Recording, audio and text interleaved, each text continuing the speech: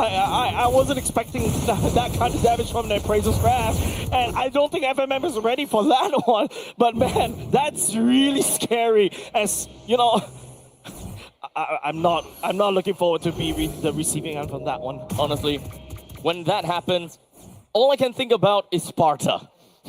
Can you imagine the scream? The kick. This is Sparta kicks you off into the hole. Yeah, another movie reference to show our age, Abstract. Shut up. Anyways, right now Kingdom Esports does have a leaky hole up over the top, and now it's all about this Lord fight around in the next 30 seconds. As such, 8-2 with a total of 8,000 gold lead in favor for Evil. This is not going to be a great front for Kingdom. They are lacking quite a lot. If you take a look at Moskov, 3 items, not too bad. Not too shabby either. He can't deal in front line. Right now, FMM, oh powerful, knocking up Yarn right here. Lozy comes with the AOG right in the middle of the werewolf manipulation there, picking up stacks like it's John Wick as he just ignores the law right there. Powerful slamming Insanity, no way for him to run. Another stack for the side of Ven. And now Moskov is still split pushing, so he needs to find an answer with this. Go back home and continue. I think he really has to back off because Grant needs to try to go back for the defense. There's only one land. Grant is the only one left. And Master Minutes penetrating into as Team Evil just finishing up, cleaning up shop against Kingdom Esports. Hey, wipeout for Team Evil. A noble sacrifice coming in from side of Grant. He needed to really sacrifice himself in order to send all of that creep wave back home. If not for the sacrifice, that would have been game over right there. But that sacrifice means that you literally give another stack over to Ven. Ven is 6-0-4. His stacks, what, 40 stacks by now? Probably at this point in time. He did have quite a bit of kills right off the bat. Actually, no, he had a lot of assists right at the start of the game. So with that early 0-0-3 by I think about 5 minutes, it's fair to say that he would have got a Sky Piercer during the first kill. So best case scenario, 60. Yep, Van picking up the Wall X already is going to be able to look for a lot more sustain in these fights. Now the core unable to heal up just in the middle of time, and now it's all about the team fight. The Lord being led in by the side of Team Evil, FMM and Lozy focusing on the wave for AOG to zone, will be able to catch onto Aether. Goes into Revitalize as well, and those are the traction powers, and then guns down Lozy, guns down Yarn, and the core looks juicy as Team Evil takes game number 1. A very decisive victory going over to the hands of Evil, ending the game way earlier than we would have originally expected. What a great start to Evil. This is a great morning for them. Yeah, man, like, well, technically it's already the afternoon in Singapore. It's 12:30-ish, around up just a little bit. But man, I would like to see that bonk again. As if you play Fredgen a lot, you feel very good just watching that sequence. I would say so, yeah. That is a... Once again, that is not just a bonk. It's a bonk. It was not a bonk. I mean, bonked out of existence. That is a very worthy frame to be put above your bed. Bonk out of existence. Yeah. And then the existence is kind of cropped out of the picture because that is out of existence, right? True. Right? Think out of the box. Yeah, think out the real world manipulation box, yeah? I guess so. I think that's basically the key of the game for that particular round because it's Team Evil that's trapping Kingdom Esports inside the box. They're unable to maneuver outside the box. They need to think around the box, and they're not able to find these fights because it's just, you know, Team Evil setting up these boxes very well, Grok to follow up, and then after that, it's just, you know, a Fredgen bonks people out of existence.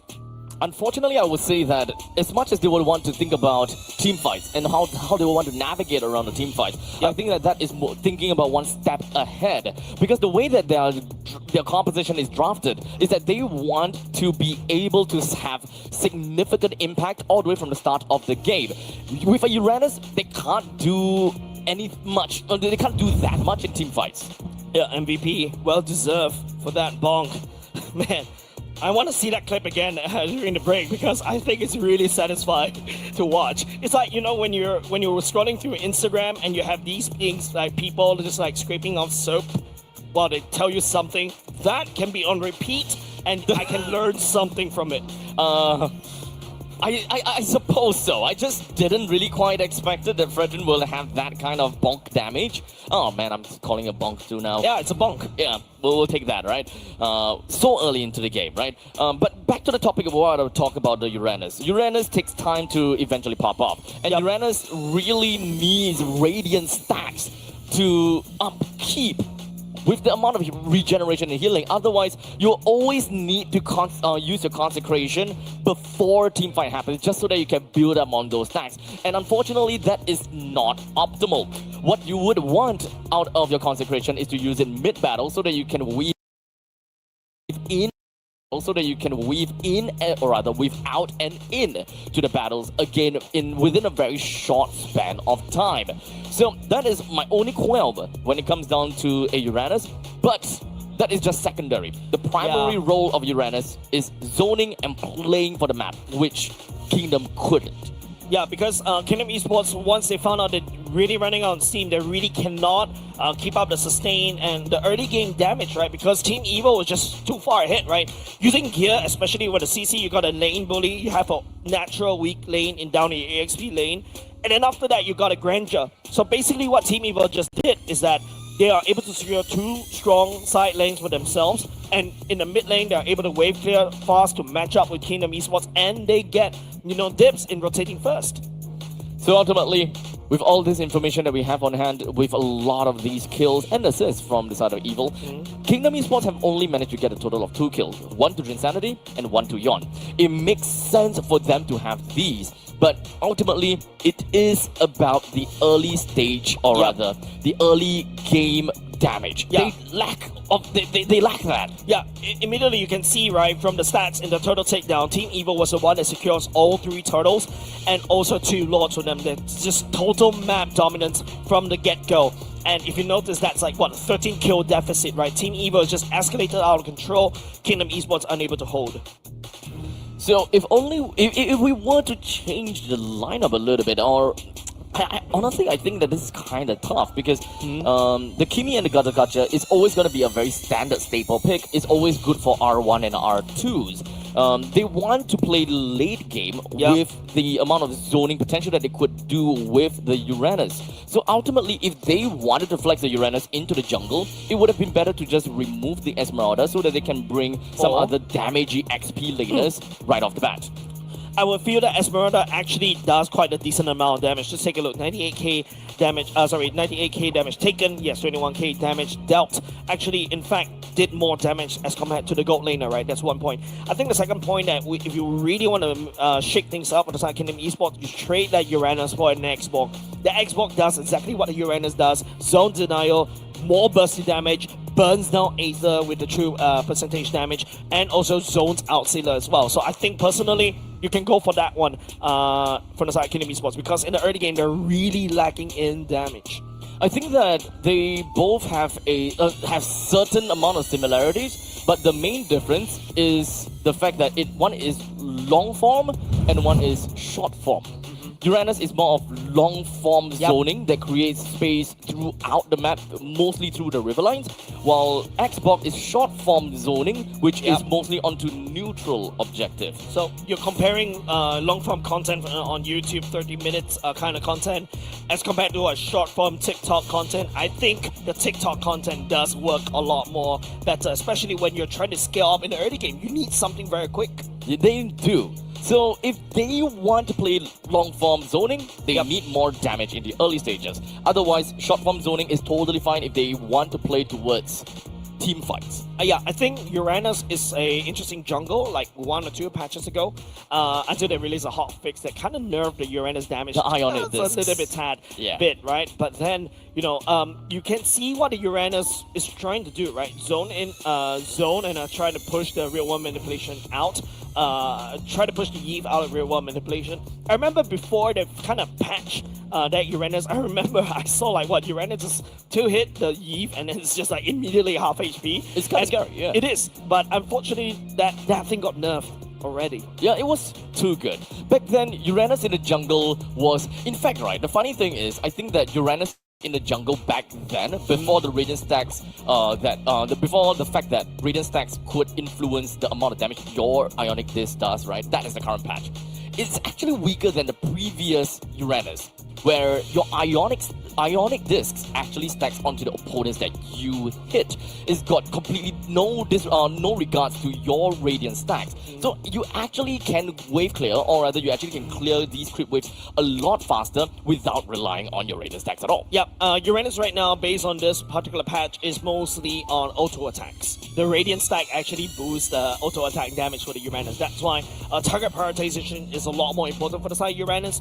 And now the problem is, even if you take a look at Kingdom Esports side of the roster, right? Like, the Uranus is there with ionic disc to slow everybody down, but who are you slowing this for? What are you slowing this for, right? If the Kimi or if FMM is unable to step forward to basically gun people down, and that's it. And that's why Team Evil was able to take advantage of that, escalate even faster, and then proceed on to just dominate the river. You win 3 turtle fights in a row, and then after that, just scale out of control, because Granger scales faster as compared to a Moskov. Indeed. I would say that Granger has I think, reached critical mass at roughly around... Actually, it's kind of hard to compare, right? Because Granger plays around with snowball potential by killing. Yep. The moment that he gets Sky Piercer, he can join in fights and do whatever crazy stuff. Yep. While Moskov is on an entirely different beast. He plays for map, and he have really good split push potential in order to create differences and, of course, come up with even traits all across the map. Yeah, and if you compare Granger and also a Moskov needs like what?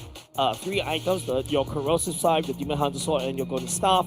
And then even perhaps, I will also argue, based on this current patch, you definitely need the Malefic Gun, right?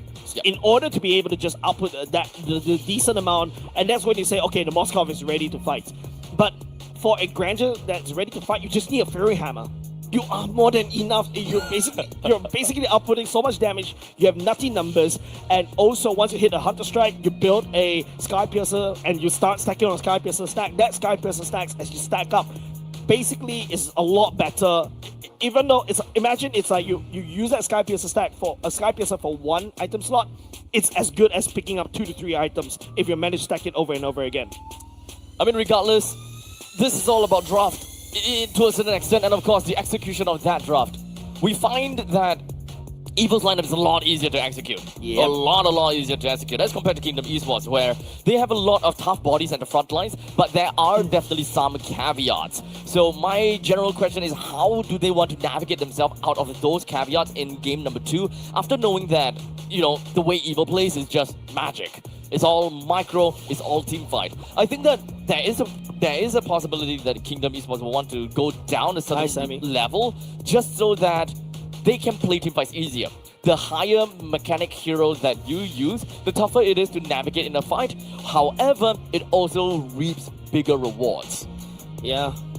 Right now, as we go into game number 2, you know, Broken Walls ultimately didn't really matter in terms of the how they want to draw, because once the box is being built, that box is like a wall in itself, and it prevents the members of the side Kingdom Esports to either reinforce, to continue on the fight, or to even reach that Eve. And I feel like maybe perhaps Kingdom Esports also need to start working on, you know, how to basically maneuver around the fights, right? Because Team Evo was able to find great opportunities using Sailor's Eve to box people up, and his positioning is also very hard for Kingdom Esports to flank.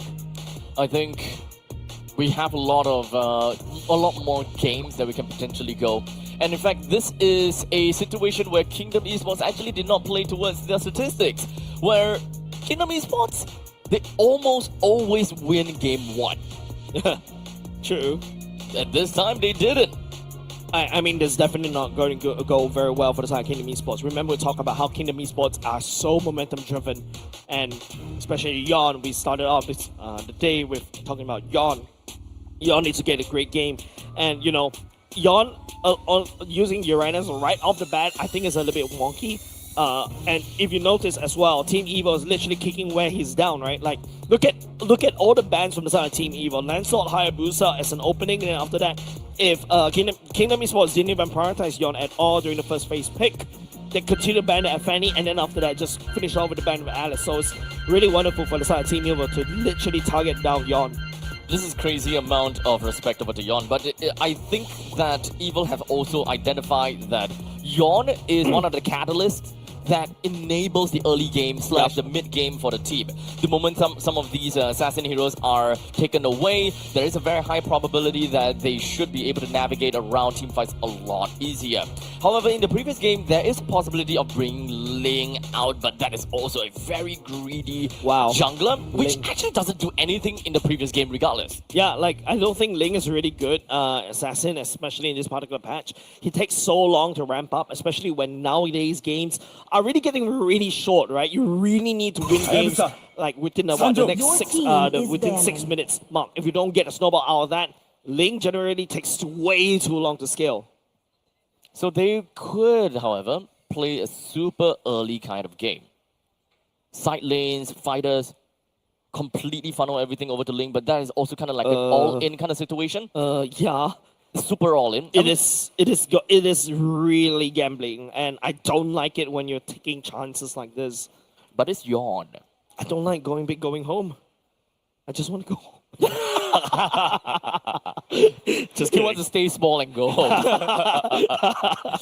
But anyways, let's take a look at the drafting phase right now. We already have the Lancelot and the Hayabusa taken away. Coach Batoy identified all of that. That's goodbye to Yawn's powerful comfort hero. Finally, we see Kingdom Esports takes away the CC like what Team Evo did. That's also going to be a Baxia ban right here. Full jungle ban. Yeah, almost full jungle ban except for the Graph and also Yutong. And now this is something that Yawn can perform quite well.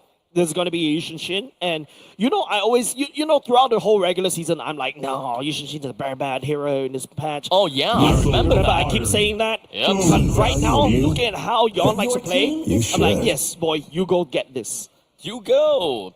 Now, with the Yushin currently picked up, as well as a response with Agato Kacha and Fredrin. The Fredrin actually came in as a little bit of a surprise to me because the opponent's jungle has already been picked out. You have the option to actually pick up a Kimi for yourself. But the thing about Kimi is also because of the fact that you have a pretty weak wave clear in the early stages.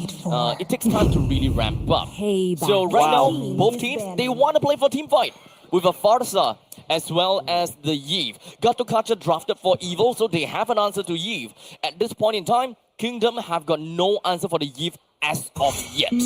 Sorry, no answer to the Farsa as of yet. Yeah, I agree, right? The Farsa could just slam down the Feather Airstrike. If the Yushin misplayed or mispositioned, sorry, I was chewing on IT bubbles earlier just now. If you sidestep incorrectly, you're gonna get slapped by the face by the Feather Airstrike. All of a sudden, your glass cannon of a Yushin Shin is already gone. So it's really up to the timing that Yawn enters these fights, and he has to start perhaps using FMM's real world manipulation, hopefully with the first last insanity to kind of set up the whole fight, but not use that last insanity to basically finish off people. The night sky tells Goodbye to Alice and Esmeralda. Seems like the way that KE has is because of the Xbox and Yve, they want to go full on zone control and all that jazz. Harif sounds like a very viable pick for the side of KE, but they also need to find an answer for the Farsa, as I mentioned before. Some kind of boops. Yuzhong currently is still never mind, it's banned straight off the bat. Team Evil right here, you know how they're gonna how they ban this away. They ban away the Alice, they ban away the Esmeralda. This is a clear sign Team Evil wants to go for the Harif right here, but okay, I take that back. They're opening up right here. They're gonna go for Uranus. Uranus XP is good.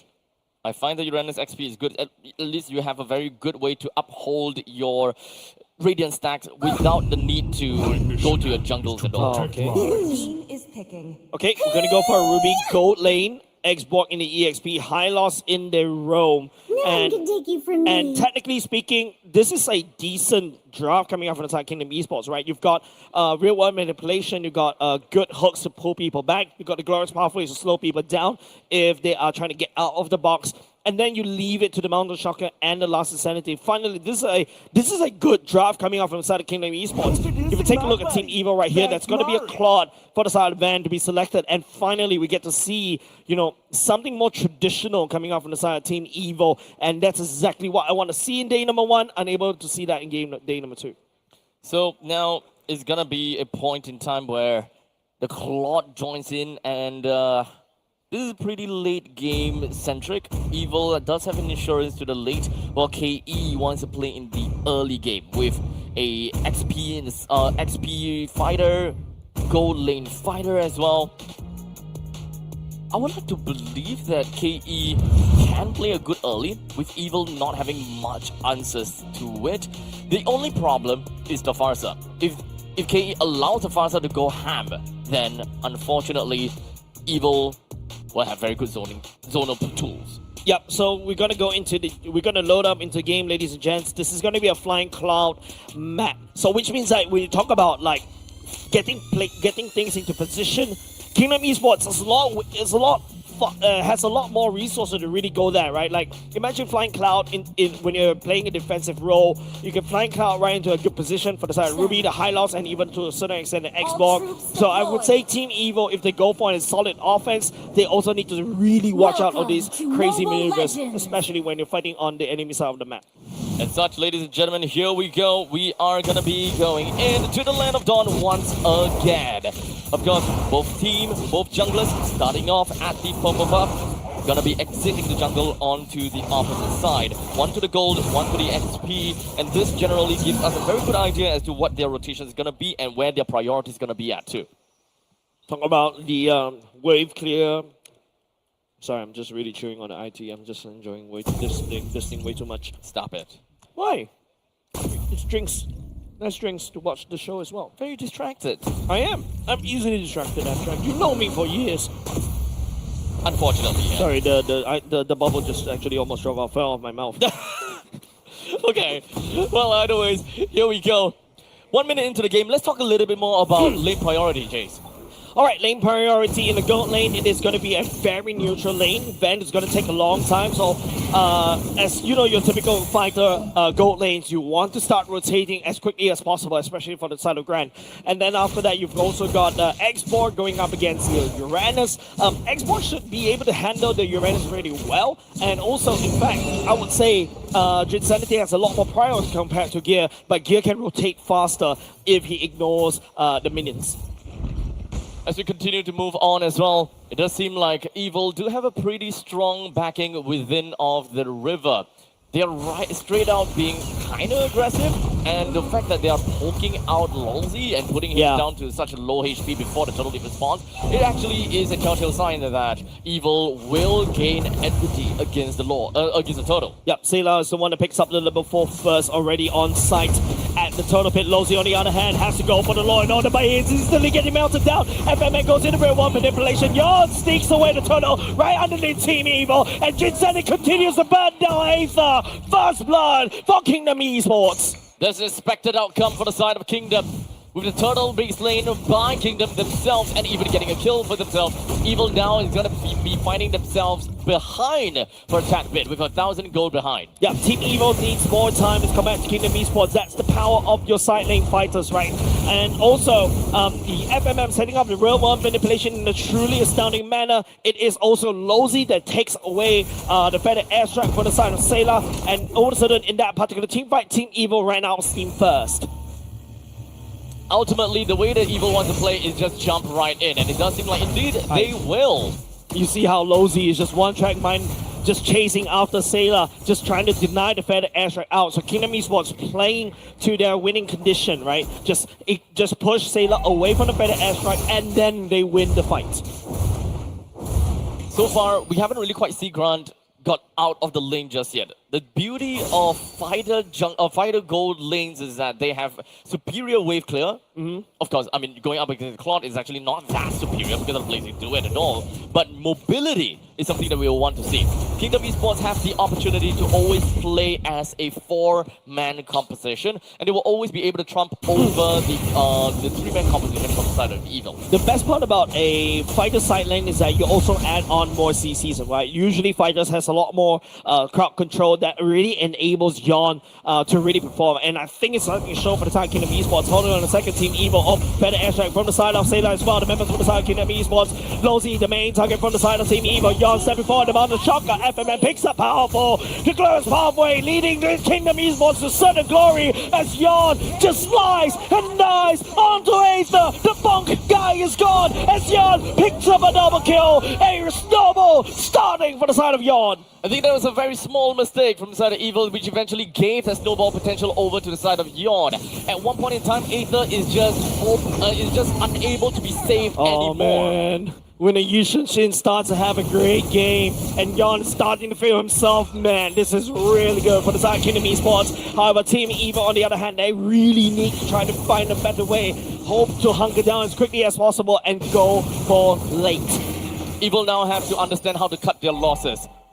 Aether was not savable at that point in time. Sayla could have made a full-on retreat without poking out the enemies. That way, Sayla would not have suffered a death at that point in time and giving a double. That double actually means quite a lot over the side of Yon, unless they're trying to, on purpose, build up a bounty over the side of Now Yon. the shocker lost insanity wombo combo. Yon picks up another kill. That's extremely going well for the side of Yon. Ven, on the other hand, that's not very ideal for a Claude. You don't want to lose your life in the early game, especially this one. You're gonna limit your farm.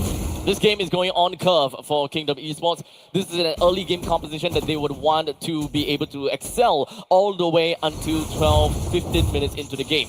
Their objective is to be able to get at least 5,000 gold lead by 10 minutes. That is the way that they will be able to force Evil in a slower gameplay, at least for the Claude. Bot lane cracked open for the side of Team Evil already. Kingdom Esports unlocking their fullest potential around the map. Yon is already unlocked. Just take a look. Hunter Strike already secured. If he's already feeling confident about it, he could easily go for a Sky Piercer, but he's going in a little bit safer. Van this time around, last insanity, the I'm Offender being used to tag onto Van. Van is struggling to find any form of farm. This is actually a very interesting goal priority for the side of Evil. Because right now, the XP lane and the gold lane have similar farm. While in this meantime, Sayla is actually tanking quite a bit. He is actually one of the main important player of this team at 7-8 minutes of the game, and he doesn't have a lot of gold to play around to really burst the enemies down. Right now, Team Evo, they can only focus on this one. They need to focus onto Grand, but Grand is just literally saving and absorbing so much HP. The members of the side of Team Evo just tunnel vision as Grand sidesteps. He tried to outplay Team Evo, but he will not be able to do that as Kingdom Esports will lose Grand, but they secure a top side and also a turtle for themselves. That actually means quite a lot, considering the fact that 4 members is required to kill Grant, and it is not an instant kill at that. So many resources being burned out just for one Ruby. Yeah. I mean, yeah, technically speaking, that's a Ruby gold lane. The only consolation prize for the side Team Evil is that bottom lane takedown, but they lost 2 first-tier turrets. I think that is still fine. They're trying to get a little bit more out of the map to propel themselves forward. And good thing is, Van is the one that got that kill. I'm not too sure when is Sayla's power spike gonna be, but that could be a possibility that maybe like 2-3 minutes after Sayla have his power spike, that is when Van will have his. So there is a very small gap between Sayla and Van, but that also means that Evil will pop off so much later. Yeah. Estimation for Evil to have a fighting chance 12 against minutes? Kingdom? Nah, not 12 minutes at this point anymore. At this point, it's 15. Wow. Yeah, because like, you know, Sayla needs his items, right? And Sayla is like, if Sayla keeps focusing down on Lozy, that's not his main target. His main target is actually Yon. But if Yon goes in with the Mountain Shocker and then just focuses down on Sayla, Sayla is in a whole lot of trouble. Yes, the glowing one is secured by him, but he definitely needs more because FMM is going the mile. Okay, he's catching up now. The main thing is Sayla is catching up now, and that is the most important thing. We still have most of the farm that is actually credited over to Yon at this moment as we speak. Law and Order onto powerful AOG. Don't know where he's trying to land there. He's actually landing in the middle of the side of Kingdom Esports. Members with the side of Team Evil trying to reinforce, but they have to lead. Powerful to death, giving over the side of Kingdom Esports in the silver platter. 6-1 with a 2.5 thousand goal lead in favor of Kingdom Esports, with the Lord is currently able to respawn down bottom. We talked about a little bit of that cross-map plays, and that's something that Kingdom Esports doesn't really quite have at this point in time. So they're gonna have to really watch out for the Claude that is farming up to the top lane, trying to go for a little split push, because Evil knows they don't have got a way to contest this Lord. Yeah, the punching back for the side of Team Evil for now. Losing concentration, trying to get on away. I like what Team Evil is trying to do, using Ben to really go for the split push right here, and that's probably the best case scenario, right? And in fact, that is 2 turrets taken down in favor of Evil for that Lord. So now the next priority for Evil is to be able to defend this middle lane T1, which is actually quite a tall order. The Lord should be going up either on the side lanes or the side of Team Evil, right? Kingdom Esports, sorry, Team Evil is literally throwing everything they can, even using the feather airstrike from the side of Sailor to wave clear the mid. The mid needs to stand as long as possible for Team Evil to have a slight fighting chance. They need their jungle after all. The moment that they lose is their T1 in middle lane, the amount of jungle camps that they can score for themselves dwindle down all-time low. Lawrence Pathway slowing down Sailor, and also Van, the members from the side Kingdom Esports lay down siege in the mid, but the Lord still rampaging down bot, slowly pillaging the Mountain Shocker. Kingdom Esports, they take down the Bastion for the side of Team Evil, and they're looking at mid once again. Very good zoning pathway from the side of Longzy. Love it. Forces the rest of Evil to move back without the need to really put himself at jeopardy of dying. Because he's literally proxying between two turrets. It will put him in a tough spot if everyone else from Evil decides to jump on him. The Lord charges down bot, will do a decent chunk of damage on the bot side. Mid lane for the side team. Evil also receive some form of chip damage as well. Grant is holding on to his Arm of Thunder just a little. Mountain Shocker will activate scouts out everybody, but remember from the side of Kingdom Esports just using all the ultimates to zone, and now they put Team Evil almost on a lockdown back in their base. All 5 of them is now going to be going on full retreat, but Longzy catches one. Catches one, but Longzy this time round, powerful. Better extra from the side, Sailor to output some for the damage. Gear going in, dive with the vengeance, and also the Ionic Blades trying to slow people down. Real world manipulation from the FMF. We'll be able to just trap members on the side of Team Evil. They should have fight inside the box, and Kingdom Esports wrap them up like a perfect Christmas gift, and they pick up a double kill for themselves. Before Aether went down, at least he did manage to get a nice little bonk down onto Longzy. That's something. Yeah, these are 3-4-2 trade. And to be honest, that 3-4-2 trade is actually a lot favorable for Evil, only if they're able to defend every single one of these inhibitor turrets that they control. Holy defense should be popped very easily right here. Sailor using the feather airstrike just to do something right there. But Team Evil bought some time for themselves. Kingdom Esports, on the other hand, they are escalating out of control. Grant already picks up the Demon Wings right now. It's going to have a lot more survivability going into these fights. But that was a very interesting handshake of a team fight coming out from the side of Team Evil. So remember that I mentioned about 15 minutes. There is still about 3 more minutes until Evil would generally be able to pop off and be a little bit more crazy. Now, we've got Claude already with 3 items. It's good enough for him to deal substantial amount of damage. And in fact, this is the second Lord. They are about 3.4 thousand gold behind only. And remember, I mentioned that by 10 minutes, Kingdom Esports needs 5,000 gold. Yes. The fact that Kingdom didn't reach that point in time, that means Evil will have a slightly better curve into the later stages. Instead of 15, I think we're dropping it down to slightly about 14 minutes around there. Geneva Convention? No, that's just a Geneva suggestion. Insanity just opened up some of these bushes right there from the side using his flamethrowers, and that's absolutely wonderful for the side of Kingdom Esports as they solidify the position around the Lord Pit Abstract. As such, we do have the enmity that's currently directed over to the side of Kingdom Esports.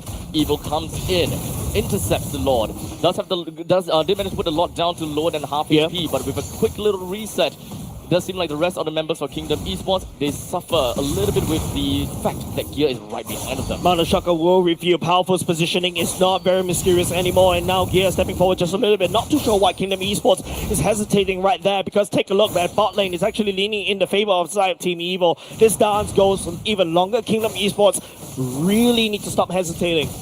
Gear is creating really good pacing and spacing between him and the enemies. I absolutely love that. It's just pulling Kingdom Esports towards the center a little bit, clear the wave just a tad little bit, and this actually creates a lot more opportunities for Evil to be able to come in between and kind of pincer against Kingdom Esports. Consecration already up for the side of Gear, already immediately popping that up.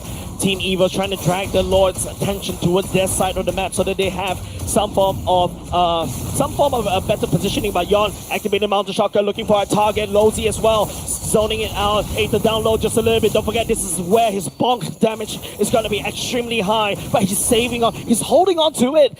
Kingdom Esports is not engaging these fights. All 5 members of Kingdom Esports, they are slowly playing it out. But they don't have a lot of information. Girls Pathway will lead them all the way to the side of Sailor. Van picking up the Lord for Team Evil. Buying some time for the side of his team. But Sailor losing his life as well. Powerful using the AOG to just get on all the way right there. But it is going to be theft achieved by the side of Team Evil, taking that Lord away from Kingdom Esports. As much as the fact that Kingdom Esports had a great run in the early stages with the snowball potential that Yon have got. But I think that they didn't really quite manage to push the advantage well enough.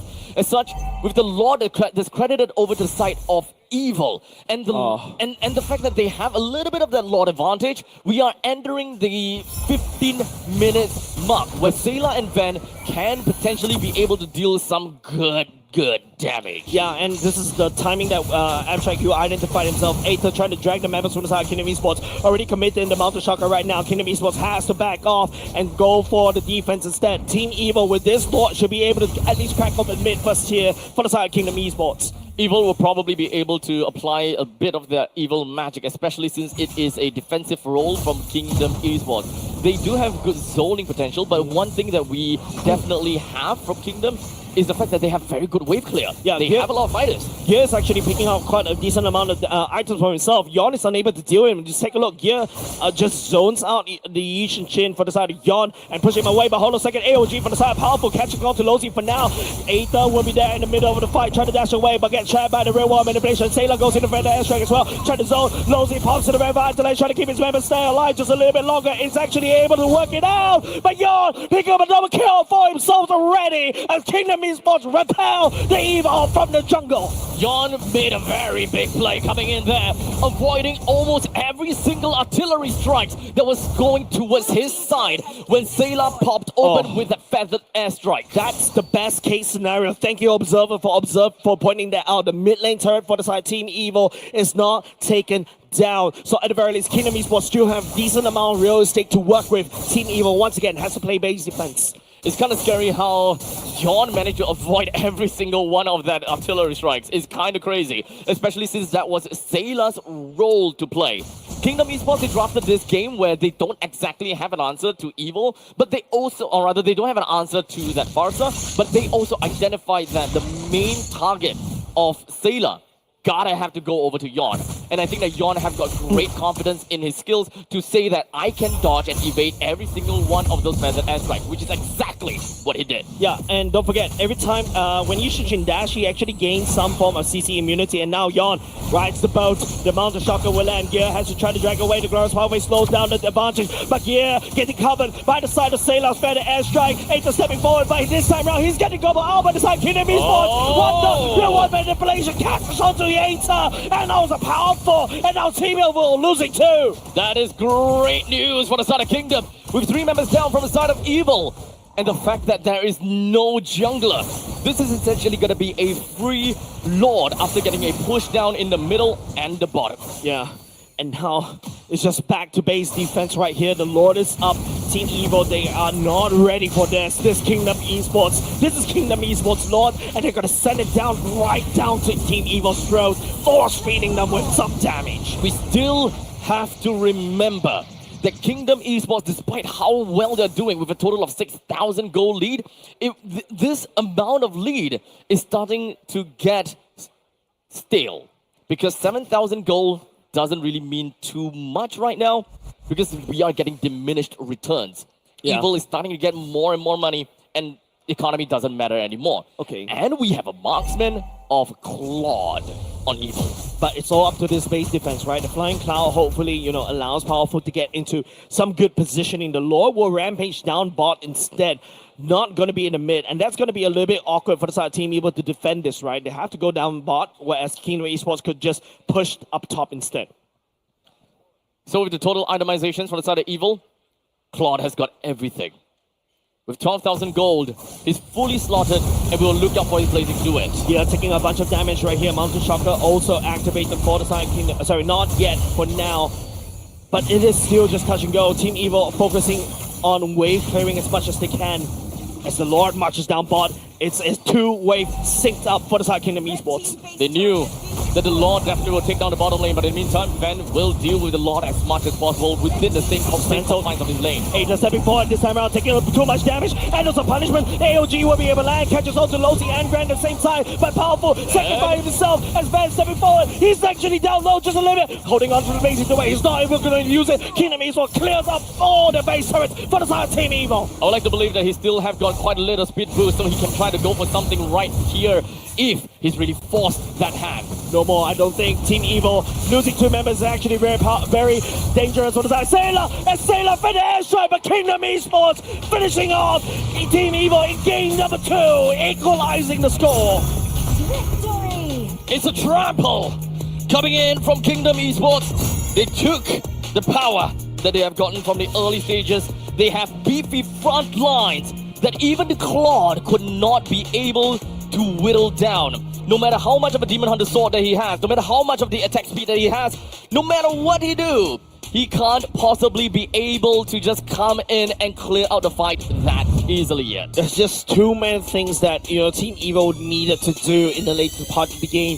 Kingdom Esports taking a full advantage on their slow early game momentum, and they push all the way to the end. They deny Team Evil from snowballing, and that's the Kingdom Esports play style in game number 2. Honestly, this is a really tough game for Evil, despite the fact that their draft actually looked very bright. Towards the later stages, it's already come to the point whereby the Claude is already popped off. It's already got a full and maxed out items, and when at that point in time, Sailor still suffering a tad little bit because of the lack of targets. And remember, when it comes down to a artillery mage like Farsa, you gotta have to go for the squishies because you have so little amount of ammunition to work with, and your target gotta have to be a very high octane Yisun Shin. Yeah, and it's very hard to trap the Yisun Shin, right? Of course, the Feather Airstrike can only do so much, right? You really need powerful to kind of taunt up with the AOG, or even be it the fledgling with the taunt as well. But Yisun Shin is so slippery to catch, right? And so it's really all given over the side of Yon, but also another honorable mention in my opinion, FMM picking up MVP, truly wonderful as well. The real world manipulation just prevents Team Evil from even stepping in to also engage these fights. So of course, MVP of the game goes over to the hands of FMM, piloting the Eve with a total of 4:0:10. Not a single death to his name, with a total of 88% kill participation. Yeah, it's just a beautiful game coming out of Kingdom Esports, and this is the Yon that we want to see in game number 1, right? And this is actually really good, right? Because usually we expect Yon to be like, okay, I'm really strong in the I really need that momentum to keep going on. And it seems like he's able to recover from game number 1. He knows what he needs to do in game number 2, and he just goes and unleash the beast from within. And ultimately, this entire lineup for Kingdom Esports, they played in the early stages. It worked out great as long as it is a double fighter lane. And coming into the later stages, it is a lot of shred that you can expect to see from Drinsanity with all of that true damage because of all the embers, all the burning that is applied onto Aether, Powerful, and Gear. They had answers to tanky front lines. They had answers to back lines as well, as long as they're able to deal with Aether or Gear or Powerful. Yeah, and Gear, to a certain extent, he's actually receiving way too much damage. He has to just get out of there because Drinsanity does true damage. FMM could literally burn. Those are your DPS heroes. Young comes in to basically just save the day, or be it to just making sure that the damage is really truly felt, and also clean up and also up the damage and try to burn down Sailor, right? And you also start to see, Aether unable to perform on this red drain. It's because just of the sheer slow amount of slow coming out from the Eve, and also to a certain amount of extent that Xbox was a wonderful counter to what Aether wants to do. So ultimately, it's pretty fair to say that Evil should have a pretty good amount of damage all across the board from Ven, but it's still, it will still definitely take some time for him to eventually be able to rack them up. So far though, Uranus have got 0% win rate in this lower bracket finals. Yeah, it's just I would say that Uranus, this is not really his patch.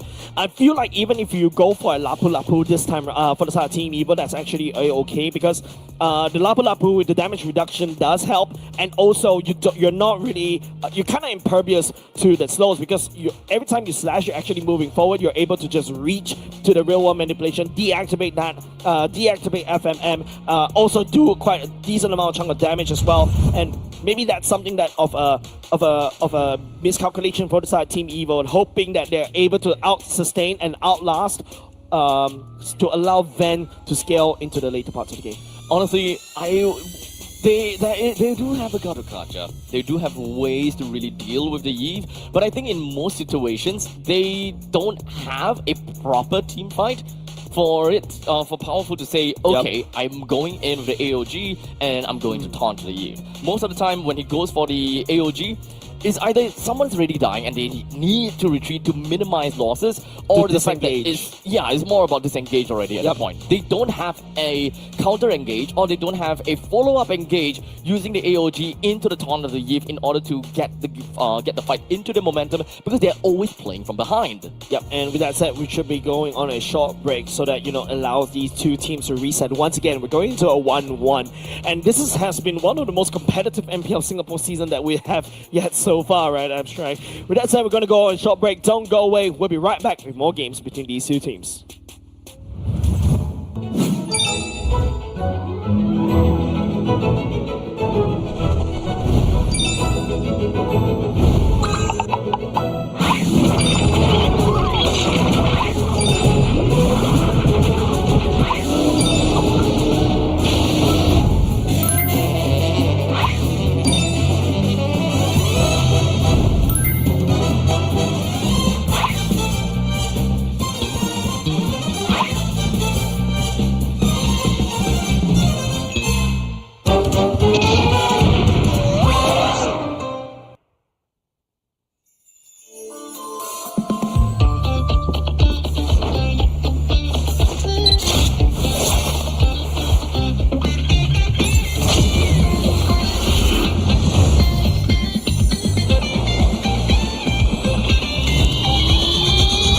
Welcome to Double 11.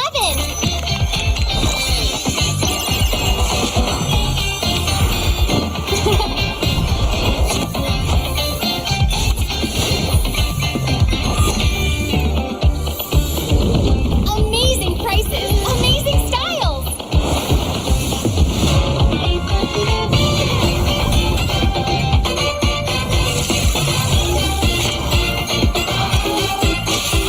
Win big in Mega Draw.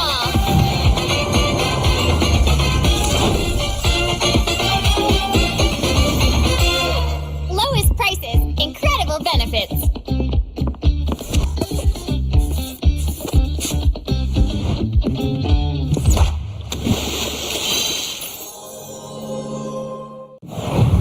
Welcome to MTGG Rising Stars.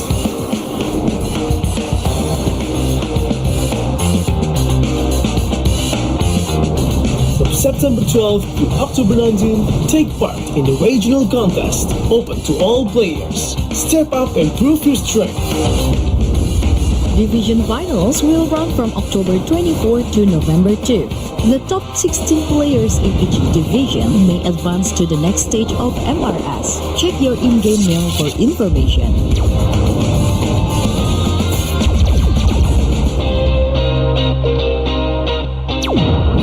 The S3 Finals group stage kicks off from November 8 to November 9. The top 6 players from each group will qualify for the S3 Finals semi-finals. The semi-finals will be held on November 15. The highly anticipated grand final arrives on November 16. The champion will earn a direct qualification for the first MCBG World Championship. The battle is on and the world is watching.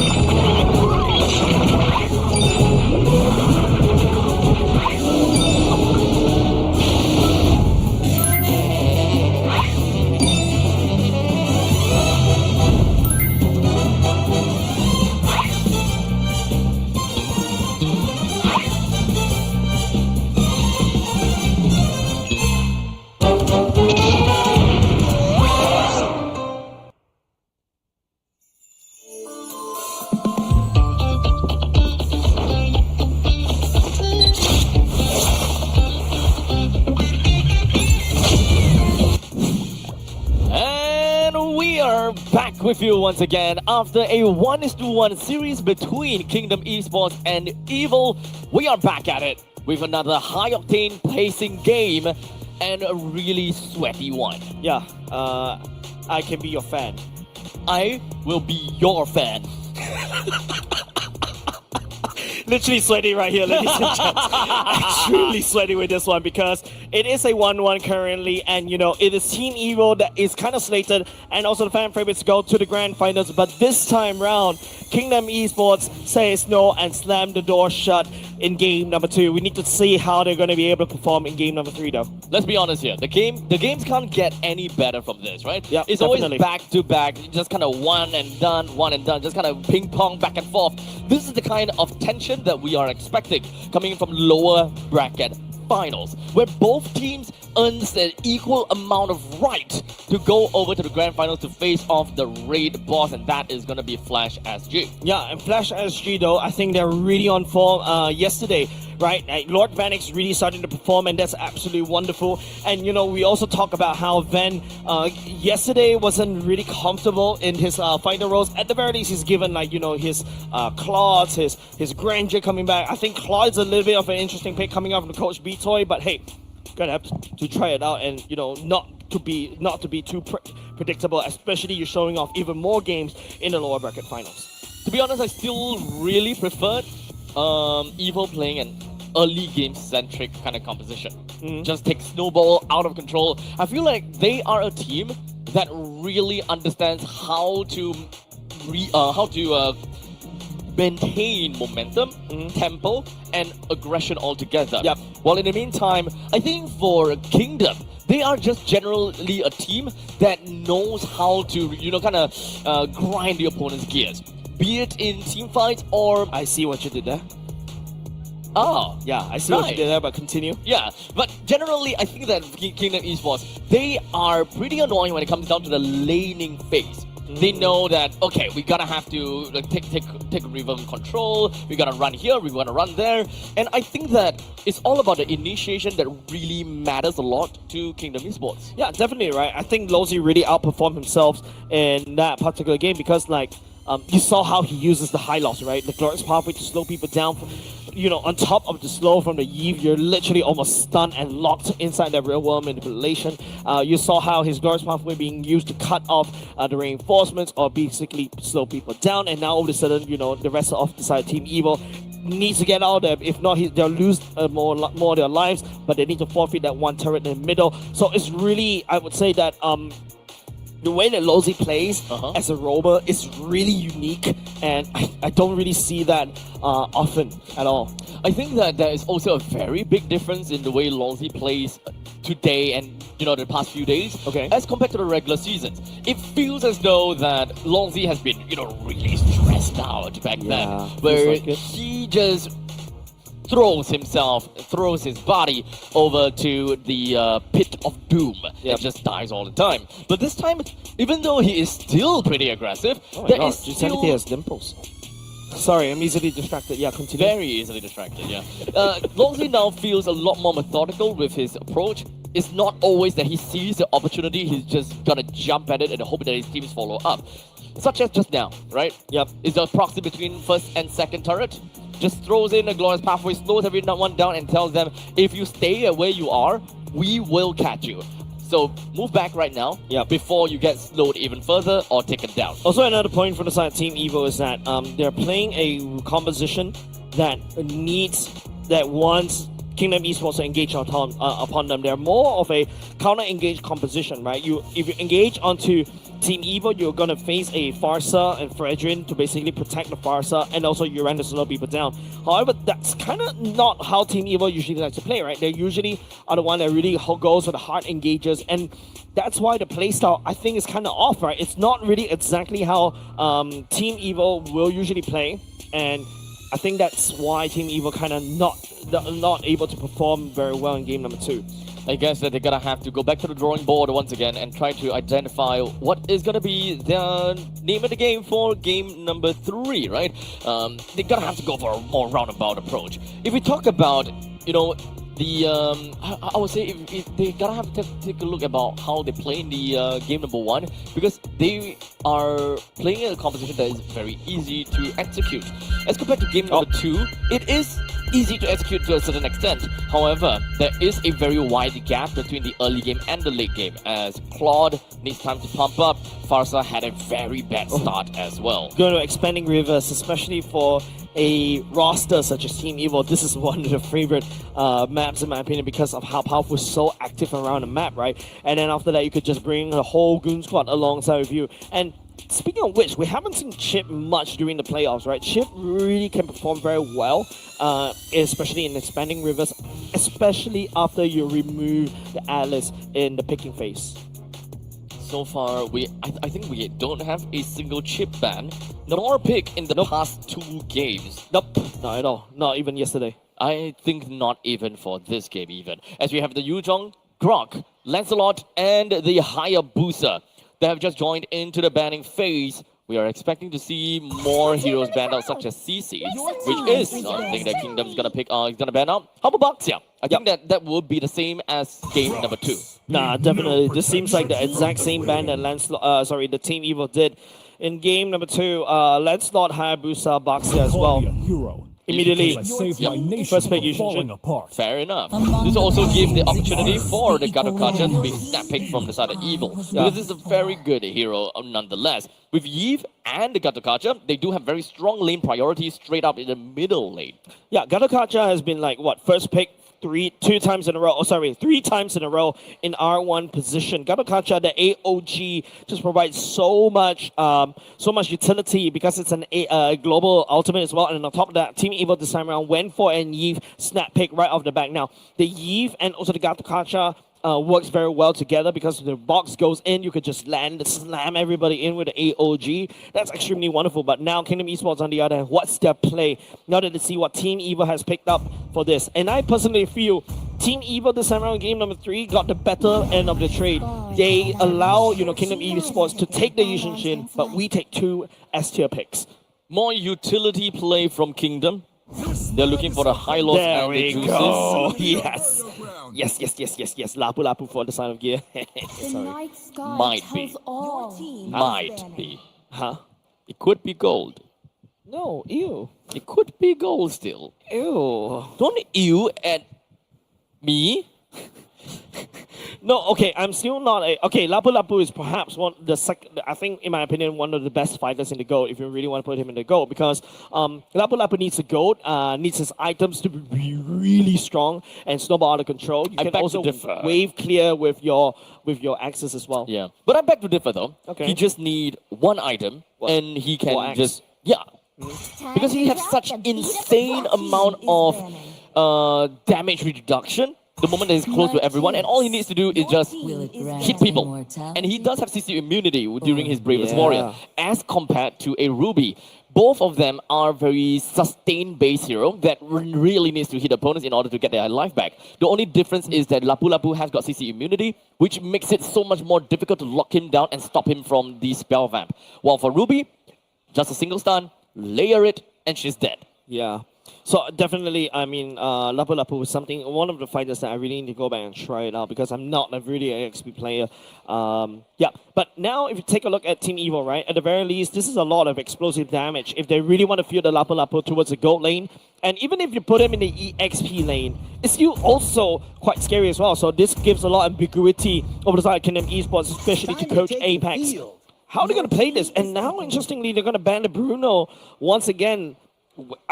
Are they really respecting Vance Bruno for this one? I don't think it's about that. The main thing is they gotta have to identify the jungler first, and I think that Evil will need to bring that out. And Joy is gone. I feel that Evil might be forced to play a Fredrin again, and it's kind of tough because you're going up against a Juicin. Yeah, this is not a game for Fredrin, right? Juicin just could easily pick you up, and then after that just drop you off anywhere.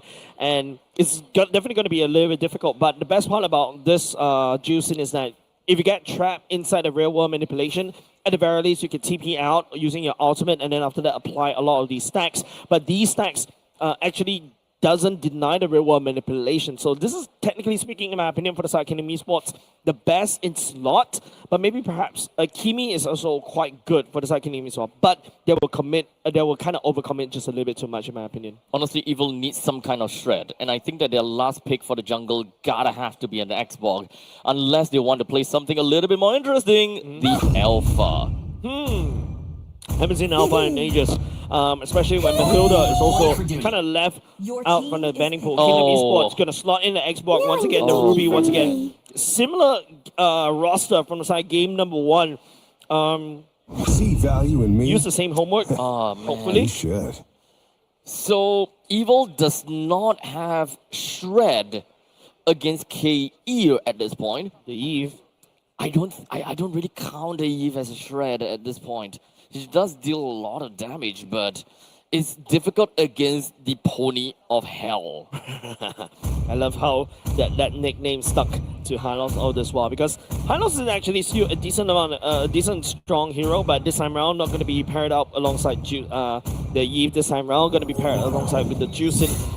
Still allows the Juicin to really focus on picking people up and then throwing them around. And now the Juicin is going to be fighting against Fredgen. Aether needs to really pilot and be really smart about this Fredgen, right? Like, you don't really want to step forward and then literally give FMM those stacks. However, maybe the alternative way for the side Team Evil is just let Fredgen absorb the stacks from the side of Juicin, let Juicin run out of mana, and then once Juicin's out on mana, you could just re-engage back in together as a team. Honestly, I think that Evil is being dealt a very dirty hand. The fact that they can't play the Xbox into the jungle, and the fact that, you know, we don't see Alpha all that much, but I still much prefer the Alpha. With the fact that now Fredgen, to be fair, Fredgen and Alpha suffers the same fate. It's the fact that the moment they go in, they have no way out unless they play heroes such as a Matilda. However, the Gattaca was picked up pretty early at R1, so it's kind of out of the question. I mean, R1 is a really good pick for the side of Gattaca. It's so priced of a roamer right now. Exactly does everything that you need. Taunt is a very annoying ability, and you've got so much survivability and to a certain extent burst damage for the side of Gattaca, and it's so annoying to deal with, and that's coming from a marksman who always kills himself by trying to attack the Gattaca. To be fair, we also need to remember that because of the fact that Evil wants to prioritize onto the Yi, denying the pick of Gattaca to the Kingdom Esports is very important. One thing that we gotta have to mention over and over again is that Yi does have a very high level of CC immunity during RWM that blocks off all stuns and knockups. A lot of these stuff. There were only 2 things that can stop the RWM. And that is number 1, suppression. Number 2, taunt. Interesting path coming up on Yawn this time around, right? Clearing the bottom part of the jungle and then after that proceeding onto the purple. Powerful did scout that out already. So yeah, Yawn, looking to focus on the mid lane instead. Doesn't seem like we are going to be expecting too much right here. But for Kingdom Esports, because of the fact that they have a Juicin, they will definitely be able to zone Evil out and take the river control. Is extremely bad because this is expanding rivers. Yep. You want to prioritize and you want to gain control of the river as much as possible. Now Gear this time around stepping forward just a little bit, try to zone out Yawn. He'll be able to do so. Aether this time around, Burst Blood. Fear on the side of FMM, and now the real world manipulation on the side of Sailor to zone. But it's Gear stepping forward with the Lapu Lapu. Will not be able to slice and find insanity. The members of the Kingdom Esports stepping forward as well. FMM once again picks up another kill for himself. That's what you would expect from a Juicin. Without the reason and without an answer to the Juicin, you are essentially going to be giving away a lot of this early game control over the Kingdom Esports. And FMM can play literally as a cockroach. Right in your face, with Evil not having much of an answer right on. Yeah, especially bottom lane, you're expecting Gear to be able to slice and dice. The fact that he cannot pick off the Jinsanity earlier just now, that actually hurts him just a little bit, but now it's going to be this turtle fight. You do have got the multi-shotgun is ready out as well. Stepping forward a little bit too far, Abstract. He's going to give his life over to FMM once again. The glorious pathway for the side, Lucy. Then now the green carpet for FMM to chase. 3 minutes and 13 seconds into the game, we're looking at about 13,000 gold lead in favor for Kingdom Esports. And understandably, Evil will have a lot of problems. So let's try to just dive in and identify what exactly is something that they gotta have to do, right? Because Granger is going up against a Ruby once again, and that is a very early game-centric competition for Kingdom Esports, with their marksman in the side of yours. Oh, look at FFM. The damage coming up from the Juicing, especially when it picks up 3 kills, is snowballing out of control. And you mentioned about how Ruby going up against Ven. Yeah, Ven is not going to be able to kill Grant up top because all the damage, all the pokes from the Rhapsody is just almost instantly getting healed up easily by the side of Grant. We also need to identify, right, when Yves and Gotakacha finishes clearing up the middle lane, where do they go? What do they do? Understandably, Ven will not be getting any form of kills up the top lane, especially since Grant already has gotten getting his first item. The moment that happens, there's a power spike for Grant, and he will not die. So putting more effort and more of that the timing down to the XP lane might be a little bit more worthwhile, just so that they will be able to allow the Lapu Lapu get a little bit more items, so that they can solidify their mid stages of the game a little bit better. Wow, tell me you want that gold crab without telling me you want that gold crab. Grant literally used little I'm Offender just to snag the gold crab to himself, just denying as much resources over to Team Evil as possible. But right now, if you focus on these two teams, it's just a very slow-paced slow-paced game, Abstract. Yep, because Evil, their roaming trio has limited damage. That is the problem about a Frederick. They have good control, but it's not going to help them too much, because if you're looking at the impact, the control from Fredrin is nullified by the control of the Juicin. And the damage coming in that they can find from Yon doesn't come in from the roaming trio of Evil at all. FMM going in like literally Mooncake Festival, just zoning out the rest of the Team Evil. They can't really step forward to this turtle pit. This turtle, easy pickings for the side of Kingdom Esports right off the bat. Also, I gotta have to say, that's a free turret up the top lane. That will allow Ven to make a quick little swap over to the bottom lane, and this will unlock Lapu Lapu. Real world manipulation for Sailor to just pivot away, push Kingdom Esports from sieging, just laying down his no-go zone from the side of Team Evil, Kingdom Esports. But it's still, we need to see more coming out from Team Evil. Yes, you are able to take down top side turret. What's next?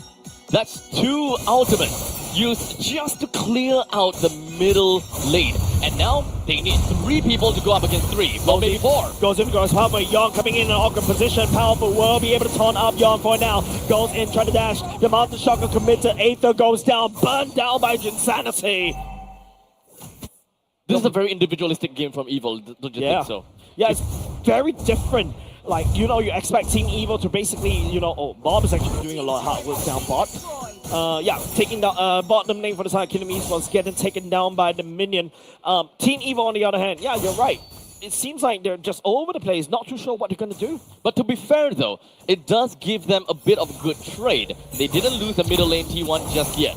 Powerful, getting tagged, snagged down, Sailor this time around. Oh, catching 2, ran down low just a little bit. AOG, Grand side steps it away. Nobody from the side of Team Evil will be able to catch onto Grand. Glorious Pathway now, they're focusing on Gear Burns, the flicker already. Aether and also Powerful stepping forward, trying to find any form of easy pickings. FMM, one man, he's literally just putting down the lantern, and Team Evil has to run away. That is the power of Juicin right now, but Crimson Beacon. Crimson Beacon right there, we'll be able to pick up. Oh, no way for you to run, Gear. Oh, Bravest Warrior coming down, but gets rained down. Losey picking up the kill, revitalized onside. Powerful Insanity, burning him down where he stands. Don't play with fire, kids. Honestly, right now, it feels like the mental game for Evil is starting to crumble down bit by bit, with a little bit of this individual plays that come up victorious against Evil. Yeah, it's just Team Evil is running out of ideas, running out of plans. The blueprints all out of the window. They really cannot find anything that could stick onto Kingdom Esports. This aggression on Yon, the first pick on this YouTube sheet, is working wonders for Kingdom Esports. With the fact that the middle lane T1 for Evil is already been destroyed, Kingdom Esports will be able to apply quite a bit of pressure throughout the entirety of the map already, despite the fact that the side lanes from Evil, or rather the side lanes of Kingdom Esports, has already been knocked down. Losey will handshake this fight right there. Aether down goal, just a little bit more. Sailor putting a real world manipulation, will be able to burn Losey where he stands this time around. AOG for the side, Powerful will not be able to zone anybody, will not be able to catch anybody. As Yon tries to slice and dice onto Powerful, but Powerful unfortunately get burned down by Insanity once again. It kind of feels that it was a little bit of a forced engagement from the side of Evil. That was a good box from Sailor, but it's still not good enough against the aggression for Kingdom Esports Abstract.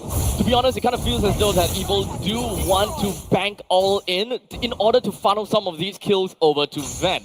Because right now, they're saving Grace, and the damage that they want to come out of the game gotta have to be this guy Piercer.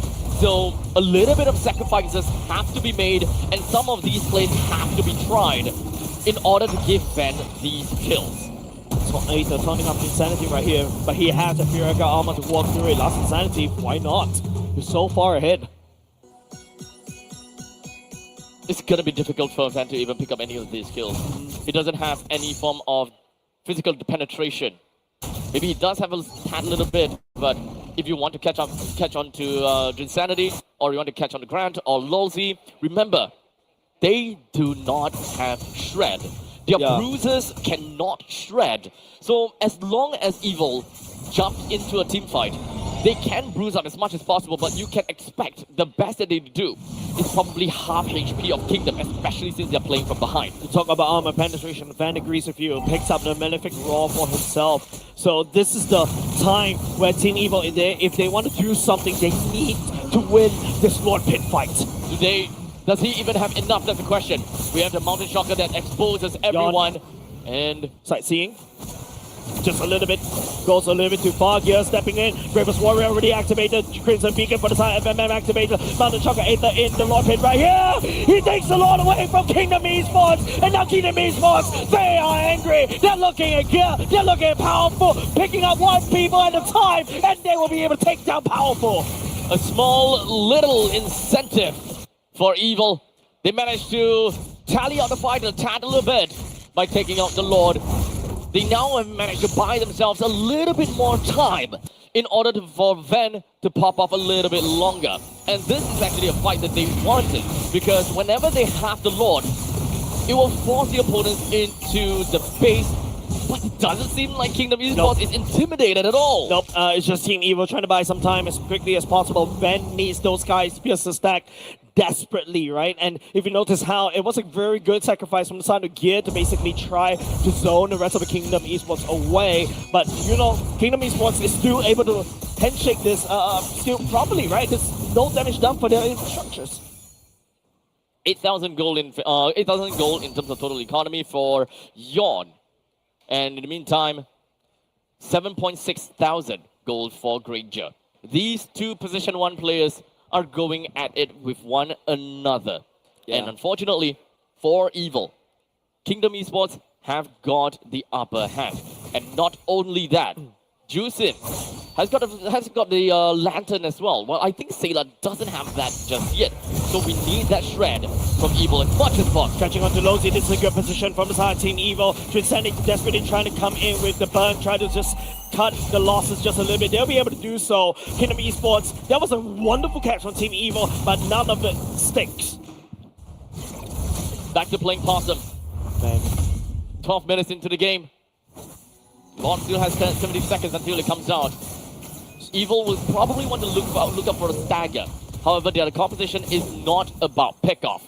Kingdom, on the other hand, they can pick off solely because of the utility that Juicin provides. Yeah. Grant can also hook when it comes down to I'm offended. Anyone that plays wrongly and whoever that positions himself wrongly will suffer the wrath of the I'm offended plus flicker combination. Yep, C helmet secured by the side of Ven already. You need a lot more anti-heal, especially when you're fighting against double fighters compositions like this one. I think it's a bit difficult because Team Evil is trying to catch people over and over again, but Kingdom Esports, they're always saved either by Losey's Glorious Pathway or be it the sheer CC immunity for the side of Yawn as well.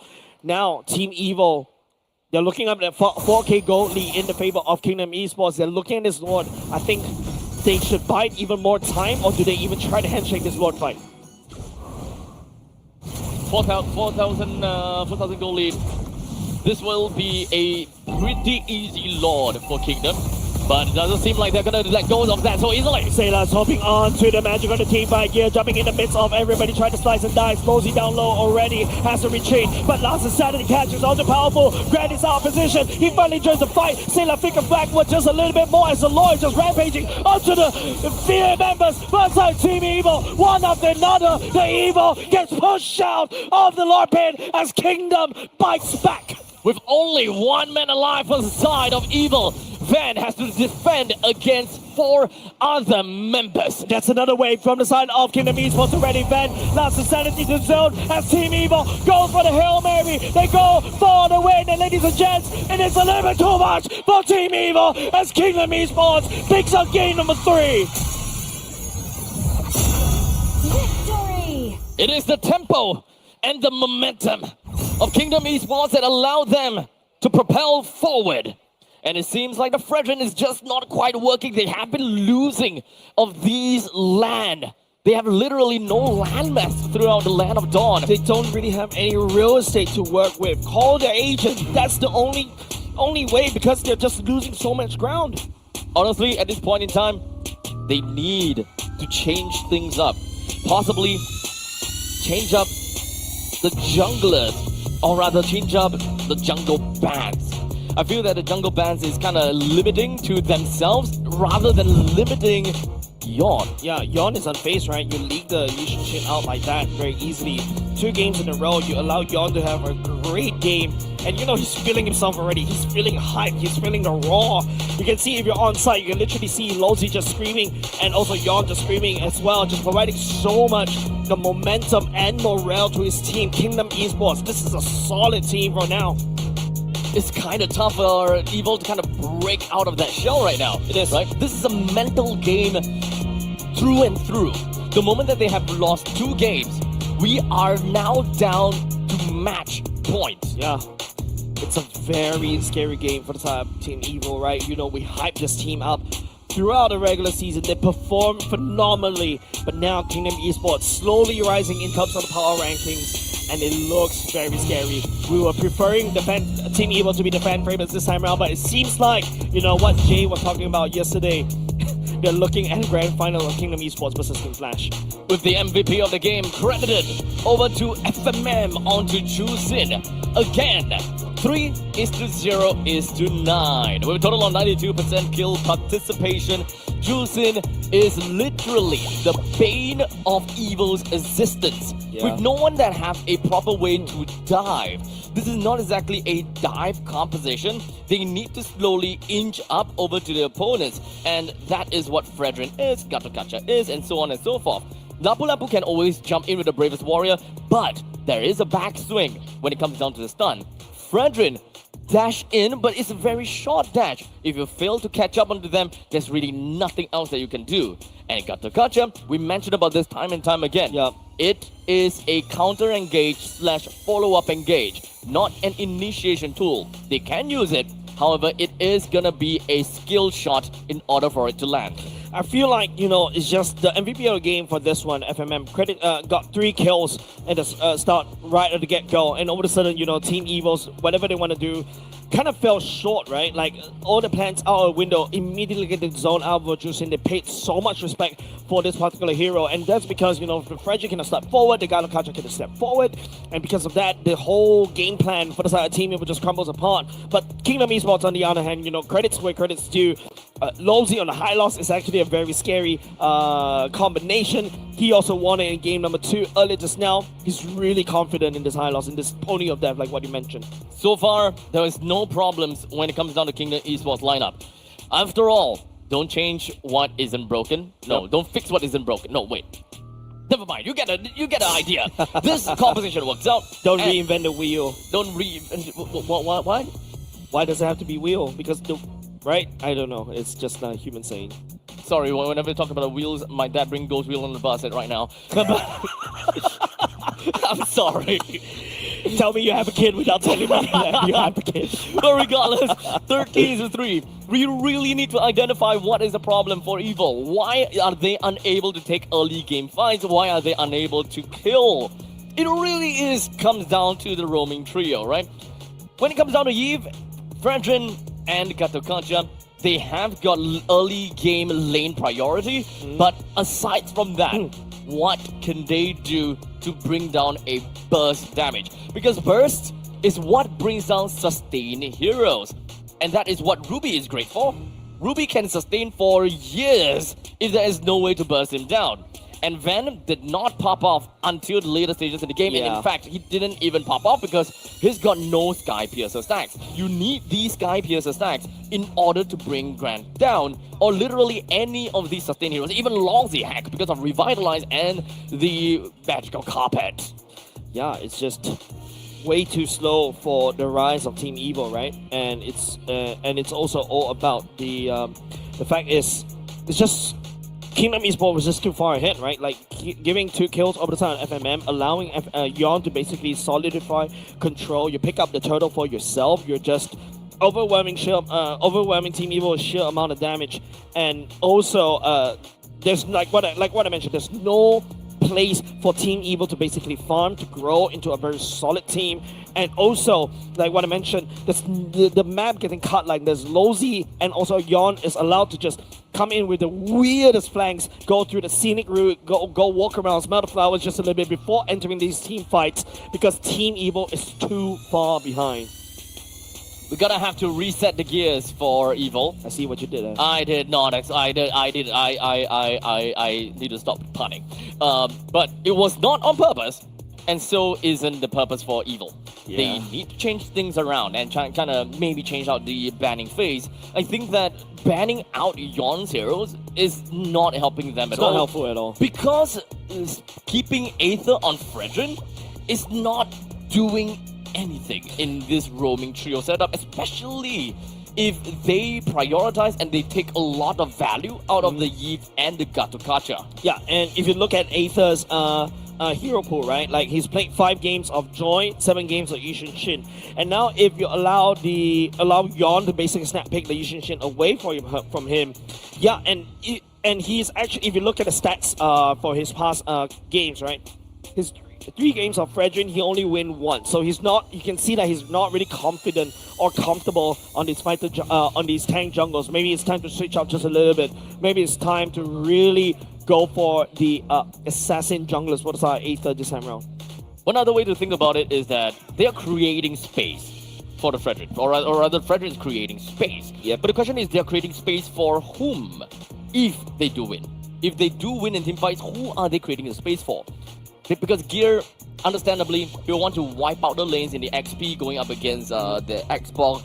Understandably, it's not going to be super easy as well, right? Because the Xbox can deal true damage. Yep. And that is painful to deal with. That is the skill matchup in the XP lane itself. And in the gold lane, it is a Granger that will be stuck in lane because Grant will always be able to wave clear faster and leave the lane faster. Yeah, you see the damage dealt by the side of Van, 52k, and you compare that to, you know, what Kingdom Esports has packed for themselves. Like Drinsanity is dealing like what, 35k damage in total, FMM 36k, Yon also 41k. That's a lot of damage that Team Evil would not be able to hold, right? Like, even though yes, technically speaking with the Lapu Lapu, you do have the damage reduction, but true damage is something that's really difficult for you to deal with. Yep. So ultimately, we gotta have to look back at it again, look at some of these changes or differences, right? At least for Team Evil.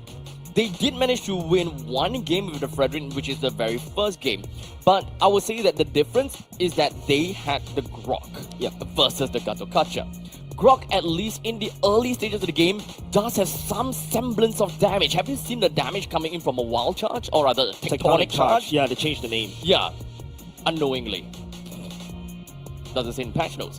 But as compared to an AOG, yeah, it doesn't say in the patch notes. Correct. As compared to the AOG, right? Yep. AOG, number 1, has a longer backswing. Number 2 has got, what, minuscule amount of damage. If you want to fight, if you kind of want to look at it in another way, the one that he punches the floor and he erupts the ground, it's the damage over time. Yes, damage over time has got a lot of damage, right? Over time. Yep. But they need to be inside. So it's mostly more used as a wave clear skill rather than to help deliver burst damage in a team fight. Yeah, I think the burst damage from Team Evil, they're hoping Lapu Lapu was able to do so. Technically speaking, as a Fredrin is a very interesting hero, right? Like, the fact is, like, you do damage over time. in a sense, because you're constantly layering your skills over and over and over and over and over again. But at the same time, you also have this massive burst damage on the Praise's Wrath. If you notice, even that previous game, the Team Evil wasn't able to use any form of Praise's Wrath at all because the burst damage, or basically the damage coming out of Kingdom Esports, is way too much. Xbox is literally burning him down where he stands. There's also Juicing that's also picking him up. Then all of a sudden, your combo is not in a good position. You're not in a good position to land down your combos, and then your combos get reset. It's very hard to maneuver using the Phrygian, especially against the Juicing. Now, earlier just now in game number 2, where it was a Phrygian once again, and it's a Eve, right? The Eve can literally slow you down, and even before you could actually step forward to bonk him once again, you get burned down by the Eve damage. So, I think that Team Evil just needs to play more bursty heroes, such as to completely eliminate the Eve. Eve is great! Eve is great! However, I think that things are not just working out for them, given the way that it's played out. If they want to play a Phrygian, then they need some kind of bursty mage. And coming in from Sailor, hey, maybe we'll see a Kagura. Wow. I mean, they did play the Farsa though. Yeah, they did play the Farsa in that one game, but the Yushin is just too slippery. Also, another thing is Kingdom Esports very comfortable on this Yushin. Maybe it is also time to look back and ban that away because, like, yeah, the Hayabusa, the Lancelot, you got to ban it away. And if you notice, in 2 games in a row, Team Evil goes in the red side. That means that, you know, the Baxia, you need to sacrifice 1 ban slot for the Baxia. At the same time, you also need to sacrifice the Lancelot ban as well. There's so many things to ban out.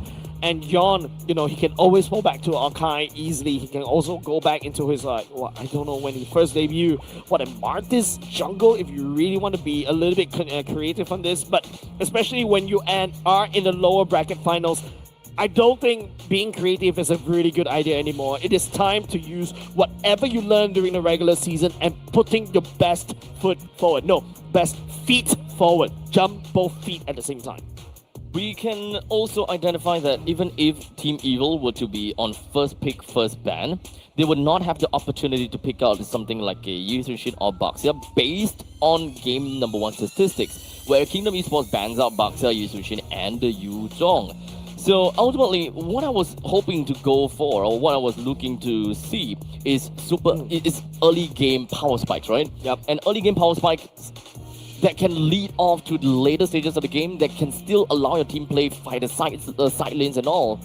I've recently seen this again coming in from it was Philippines teams, right?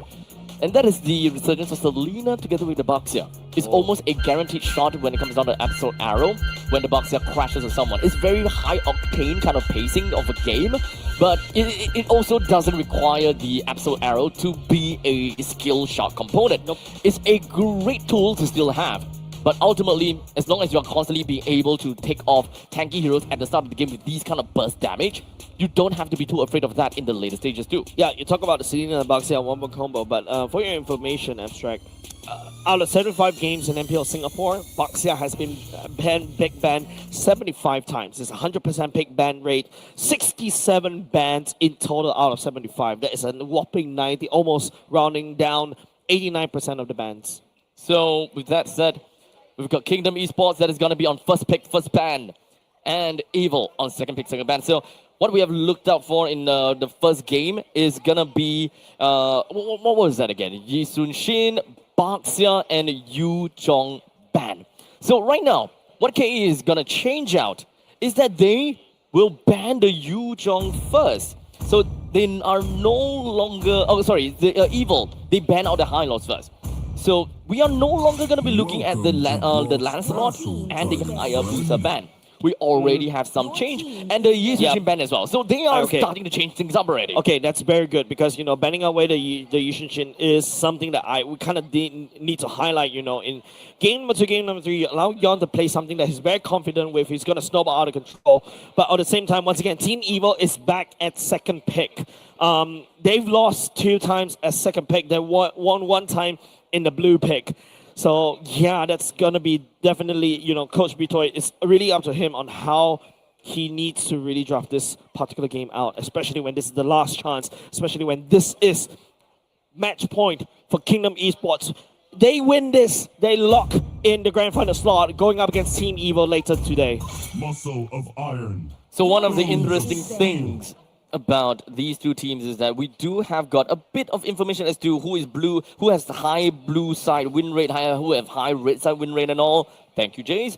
Kingdom Esports, they have a lot higher win rate in the blue side at this point with about 40% win rate. And of course, for Team Evil, on the red side, 28%, while their blue side is like 33%. Oh man, if you see how Team Evil is actually drafting this one, they are actually trying to open up CC as much as possible because Gear has wonderful games on this Yo-Yo Girl, but Kingdom Esports Insanity snapped that away from the side of Team Evil. Maybe this time around Gear needs to go for the Lapu Lapu. Okay, goes for the Lancelot this time around for the side of Team Evil. Aether. Lancelot in this particular patch is super strong because of his nutty numbers and because of the fact that, Cat's out of the bag for the side of Kingdom Esports. Maybe they're going to delay the jungle pick to the second phase pick instead. The Alice, wonderful, interestingly, slipped past the first phase for 2 or 3 games in a row already. Maybe this time around Team Evil will use that for themselves. So this is going to be a completely different Evil composition. Yep. They have a Kalia, and they would want to make full use of that pick-off potential. Now we've got the Hayabusa and the Lancelot being picked up from either one of these two teams. And understandably, Hayabusa will have a more superior ultimate as compared to Lancelot when it comes down to 1v1 scenario, especially when both of these two heroes want to stray off the tangent and go for a split push. Evil still prefers that Eve on their side. So one thing's for sure that they are not making full use of that the mage for that pick-up potential. They might want to look at some gold laners that can play around with Kalia's Tsunami Slam. Yeah, the pickup potential is actually a-okay, but, especially in this particular patch, Kalia is so susceptible to the Purify. So that means that you need somebody from the side of Team Evil to also pop off the Purify first before you go in for the Tsunami Slam. And this is the time where I contradict myself, where maybe now... No, that's crazy. That's crazy. You don't go for that. Say it. You really need to go and try to pop off that Purify from the side of the enemy, right? The only way is to basically, go for double fighters, overwhelm them with CC, so that the Kalia will be able to pick somebody up, so that Aether will be able to find the assassination. And then, unfortunately, his playstyle doesn't allow for fighted gold lanes. I'm not too sure whether they are gonna be using Aether as the one to make full use of the Tsunami Slam. I would like to believe that he's more of the executioner rather than the bruiser. We don't have information as to who's going to be the XP and gold at this point in time. It could quite literally go to anyone right now. Yeah, Xbox got banned away by the side of Kingdom Esports, hinting that the last two could be an easy high loss as well. Esmeralda gets taken away. To be fair, this is a very divey composition from Evil. They can play towards dive. A part of me still kind of imagine that Cho might be the gold pick for Evil. Yeah, that's what I'm thinking, right? Remember we talked about how you need to try to pop off the Purify so that the Tsunami Slam go in. Now you got double displacements. It actually allows the whole Team Evil to basically use that. But once again, you kick, you pick, you need some form of burst. You've already locked in the Eve. Eve does damage over time unless the whole goal is to basically keep people inside the box. Is that a good solution against Kingdom Esports, especially in game number 4? To be fair though, the roaming trio would have a little bit more damage than their previous games already. But if KE continues to move on forward with some more sustainable heroes at this point, because right now they're still lacking of Aroma. Aroma that has good healing would be the Hylos, but it's not available anymore. Hylos is a great deterrent to opponents if they do not wish to play marksman. So you kind of force opponent to play marksman. So right now, the fact that Evil banned out the Hylos kind of gives me the suggestion that Evil don't want to play marksman. They want to play early game. They want to go all in. So KE, their idea and their suggestion to go forward is to go for more sustain. Alice, Being selected by side Kingdom Esports. Exactly. Oh dear. Exactly. This King Alice is so strong. You will slap that onto a Tigreal. Oh man, this is a very dire roster against Team Evo. There's so much tankiness, right? Like Alice also something you have to deal with now. You're forced to go into carry, perhaps. Oh! You go for a Harry for this one. Yeah, I think you can, but Zaman Force right inside the passive or even the TOR for the side of this Alice. I'm not a huge fan of this one. They have to do or die with this one, ladies and gents. The fact that the Harif is picked really just tells me the fact that they respect KE's amount of crowd control, or rather the intensity and impact of the crowd control. Because whenever you pick up a Harif, you know you have to pick a Purify. Yep. No other battle spells would fit Harif in most situations. So if you know that your marksman needs a Purify, Harif is the way to go, because there's only realistically 2 proper crowd control from Kingdom. Yeah, but then those 2 proper crowd control for Kingdom are zone denials. Harif is so prone to zone denials because if you're literally pushed out from the Zaman Force, you really cannot do a decent amount of damage, or basically you cannot do your constant DPS. So it's all up to this one. But at the very least, Team Evo, yes, there's a potential clear that could do some pick up. You've got the burst damage to follow up as well from the side of Team Evo. So at least they do have the damage. Even for me right now, for this potential final game of the lower bracket finals, there is a lot of question marks. And if whether Kingdom will be able to get a 3-win streak, or will Evil be once again be able to fight back? Yeah, we definitely want to see Team Evo to be able to fight back, especially, you know, how they're so strong in the regular season, but I don't know why they kind of falter during the playoffs. So many question marks, right? So many hopes and also dreams lay on this team. Team Evo, since Season 3, the community heroes turned Titan Slayers, and now Titans, and now this is their season, but they shouldn't falter here. This is quite a bit of a game. Whoa, you gotta slow down, you gotta chill. Powerful this time around, takes so much damage, but the flicker, the Hayabusa catches him. Yawn picks up first blood. That is a very aggressive front from the side of Powerful.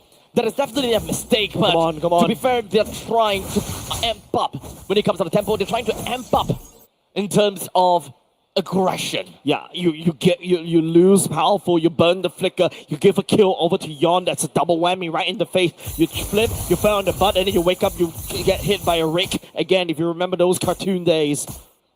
That's Tom and Jerry, huh? Yeah, I think so. Yeah, you old. You're also old. Yeah, We're old. and so is Longzi. But he's still playing. Well, Yeah. he's still playing. Better than us at this point in time, but Yeah. this guy is going crazy. Everywhere that he goes, he brings the team to championships. But the Pushing question is whether Season 10 is going to be the same storyline.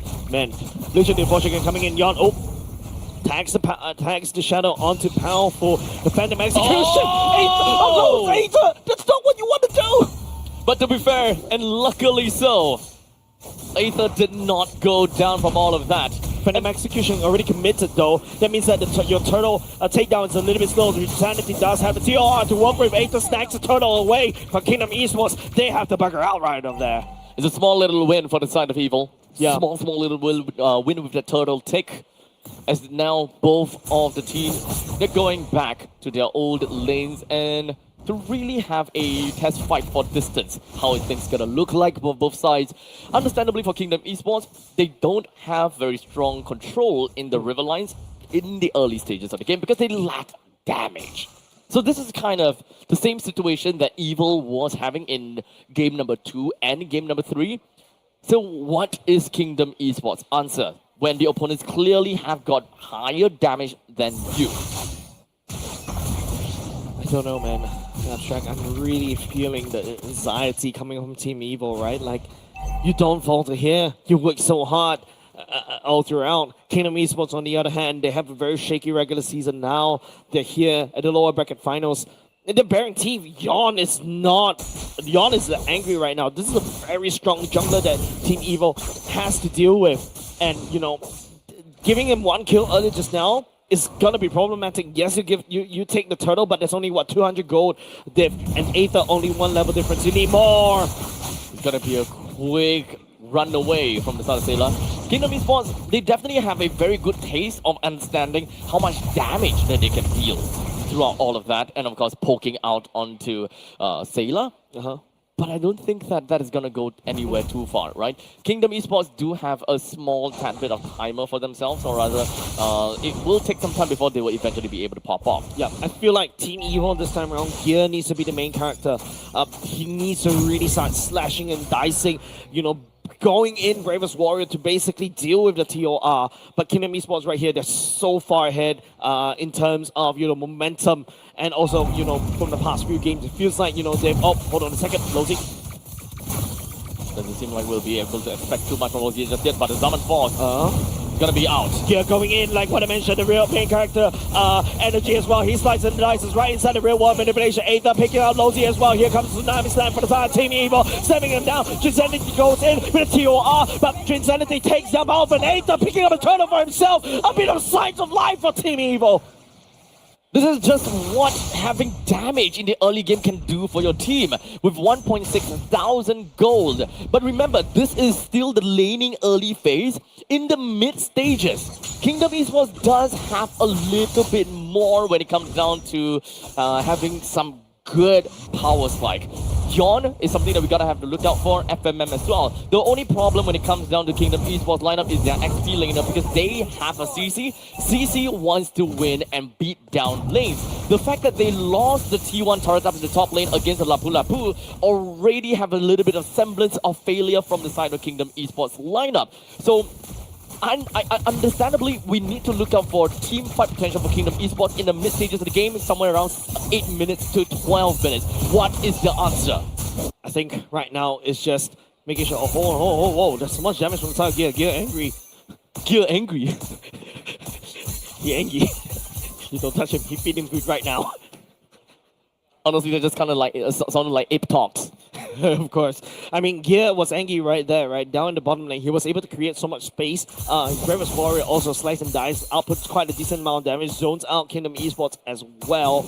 But right now, Kingdom Esports, once again, he's just going in. Whenever he has it, he's just going on ham onto CC. And CC doesn't do as well as other heroes as compared to Lapu Lapu. Yeah, at this point in time, it's more about just poking in a wet noodle fight. You slap me, you slap me, I slap you, no one dies kind of situation. It's just a battle of resilience in the XP lane. But it also boils down to timing. Whoever pops their ultimate, that kind of stuff, is gonna go down later on because of an external team fight that might eventually happen. Yeah, 3k gold league in the favor. Oh, sorry, 2.5k gold lead in the favor of Team Evil this time around. Ooh, they snap all the way back. They're escalating as much gold as possible. This is a good sign for the side of Team Evil right now. Kingdom Esports, on the other hand, Hayabusa needs to really farm up.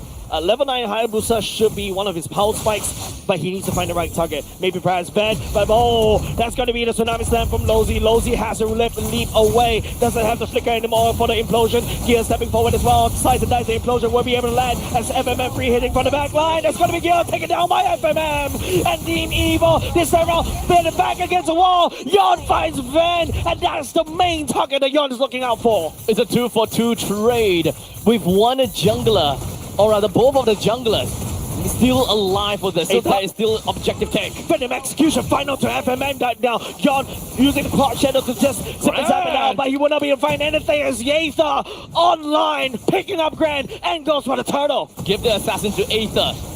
That is exactly what we're seeing right here. 3 kills, no death, and 2 assists. Now the problem when it comes down to Kingdom Esports, and they gotta have to find a way to come back over this, is the fact that FMM, he is gonna be one of the main hopes of Kingdom Esports lineup in the later stages, especially from mid-game onwards. But I don't think that FMM have got the farm as of yet. And unfortunately for Kimi, doesn't have a lot of mobility as well. Kimi is actually more of the late game insurance for Kingdom Esports. Picking up the Sky Piercer is gonna be so important. They need to look for something in order to let FMM pump up damage. They need to draw out these fights even longer. That's why they have Insanity. That's why they have the Alice. The longer the team fight lasts on for, the better it is for the Kimi.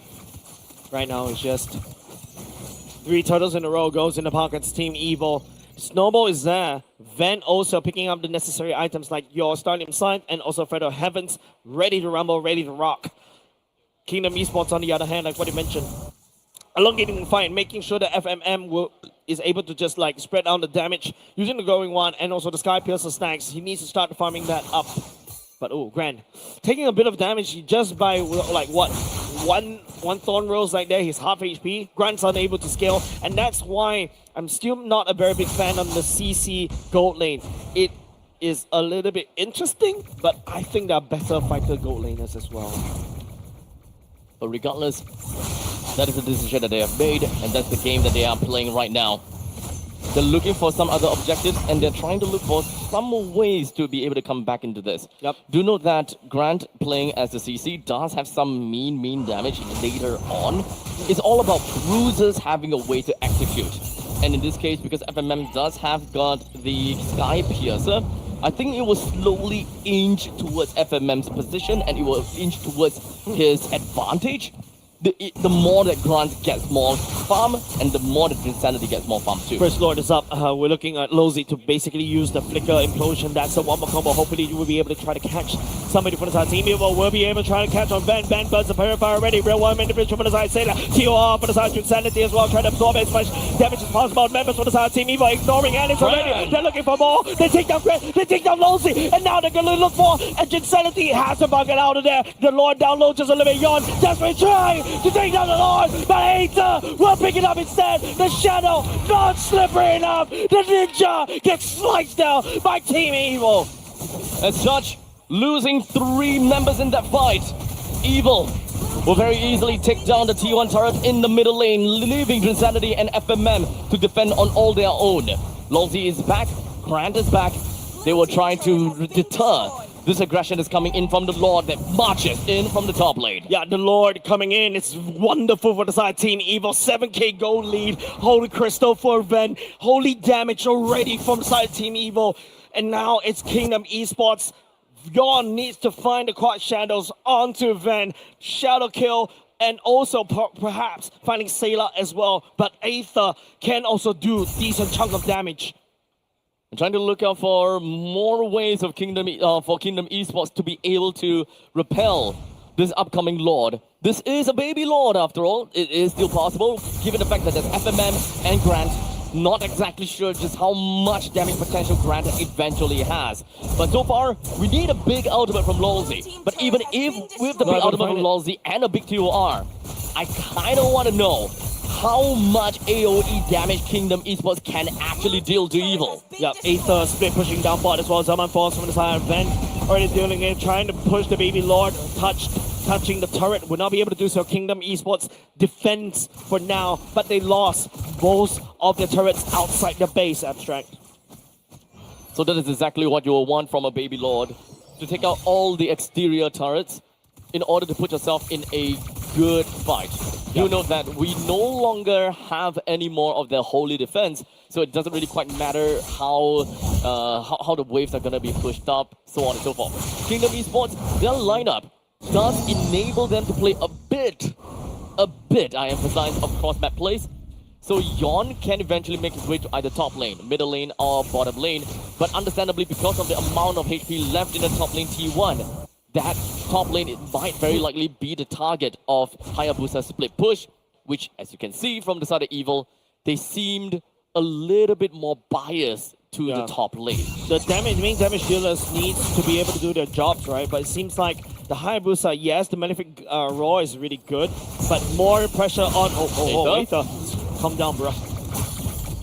Fortunately, the Thorn Rose did not manage to connect, but it's not really gonna matter too much. It's more of a poke. It's more of a drive away kind of situation. And also a very good way for Aether to gauge just how much damage his Thorn Rose could potentially deal over to the main bulk of the enemies. I can tell you, one Thorn Rose onto ground that's almost half HP gone. Half HP. That's actually very scary, because especially when you're a fighter, right? And if you're so prone to assassinate assassins doing that to you, you really have to think twice again, especially how you path and where you path. Do note that we are 13 minutes into this game with 9,000 gold lead for Evil. This is the kind of aggression that you will want from a micro-based team. Bravest Warrior already will be able to try to push. Implosion coming out from Lozy, but it seems like here is unfazed. Aether picking up a Lord for himself. Very well manipulation for the side. Sailor and Scratch just barely take a Sailor all the way back with the critical. It doesn't really matter because the members for the side Kingdom Esports are falling apart. Aether will be able to slice the Thorn Rose onto Kingdom Esports' neck. Unfortunately, it does seem like Aether has been outplayed by Yon. Baited out a couple of that Phantom Execution and the Thorn Rose. But that does help a little bit when it comes down to pushing in. Bottom lane, T3 will now effectively be destroyed. And the main four of Evil will march in. Team Evil marching in. They're looking for the win. This time they're looking for the Hail Mary. They're looking for the goal. They're looking for the equalizer. Crack open, mid open. The Lord slicing down top. As also Team Evil looking to cycle. The Summer Force going in. The Lord slicing and icing. Lousy trying to defend the TOR as Kingdom Esports. They repel Team Evil after another. Makes a bit too much. And Team Evil slice, dice, and crush to Kingdom Esports. One after another. No more defenders. But it's like Kingdom Esports. Team Evil equalizing the scores. Evil held strong throughout the entirety of game number 4. With a very strong outcome in the early stages. They pretty much played their hearts out as well, and of course managed to hold on to momentum. That is exactly what I was talking about for Evil, as they play very strong momentum and tempo game. In the meantime, I feel that the more that I see these two teams fighting one another, the more I feel that they, for Kingdom as well as Evil, they have relatively similar play styles, right? They are all also very micro-intensive. They play a lot for team fights and they play a lot for the early game. In fact, this current meta of MLBB relies a lot on early game pressure and relies a lot of early game power spikes. Yep. As long as you have all of that, you actually don't have a lot of comeback mechanics in your team. Even if you're talking about triple marksman composition kind of thing, right? It can happen. It can happen, but it requires some failures. It's not massive failures, but some failures. Well deserved on the MVP screen. Aether coming back online. A bad performance for like what 2-3 games in a row as the Fredrin. You give him an assassin, he comes online, he slices, he dies, he just dash around, shing shing shing, and everybody dies. 707 is the KDA, and man, he is angry. What did you just say again? He slice and dice and he what? Huh? Shing shing shing. Is it because I'm Chinese? But anyways, good play coming in from Aether so far. 7-0-7. All in all, we needed to see this kind of damage control in the roaming trio, and that is something that they understood.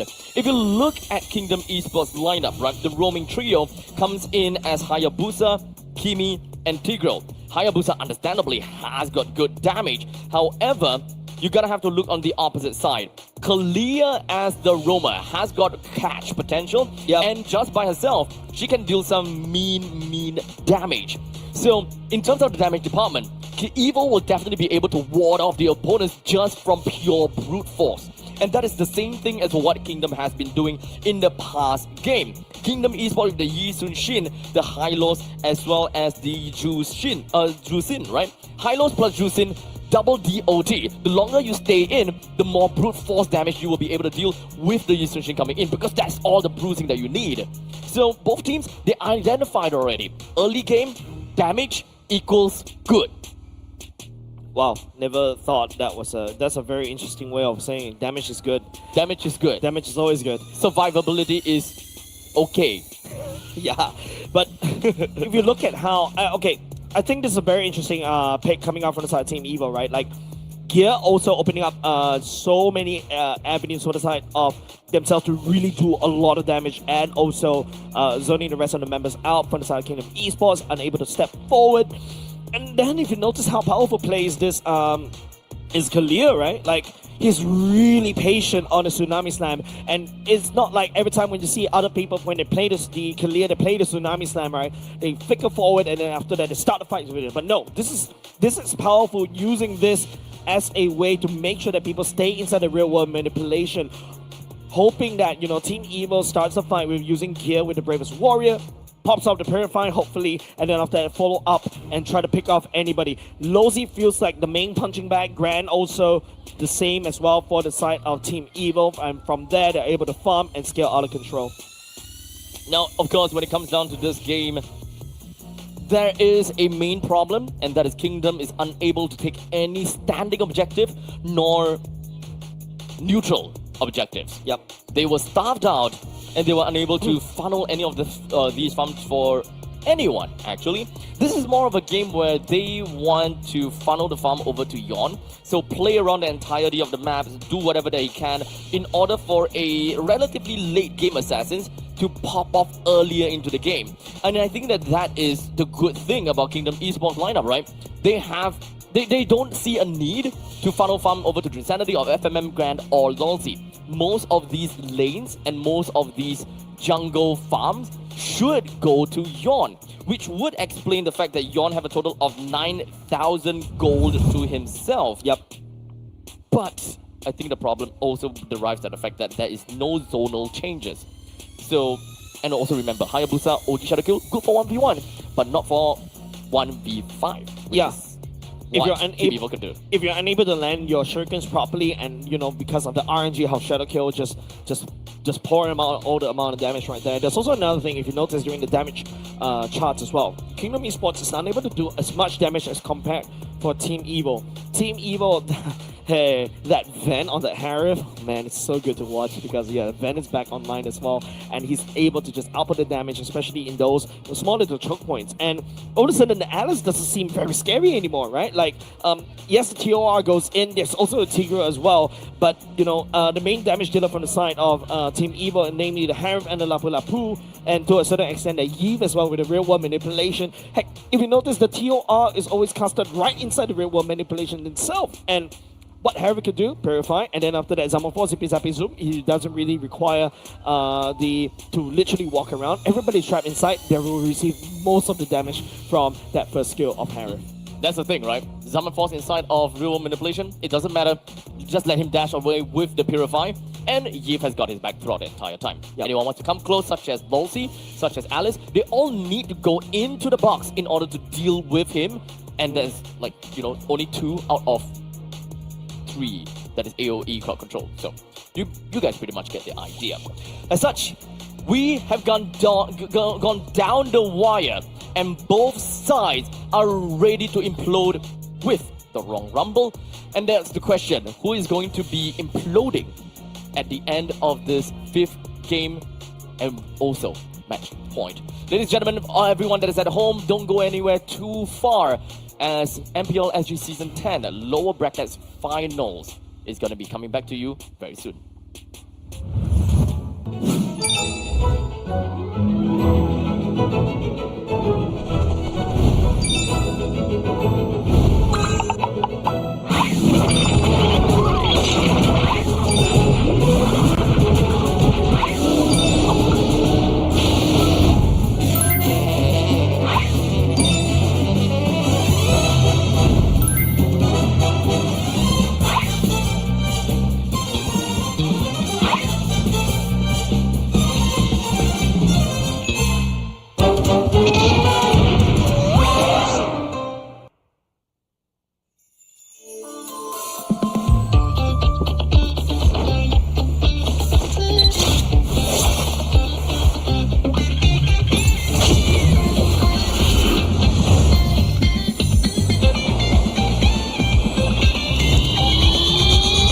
Welcome to Double 11.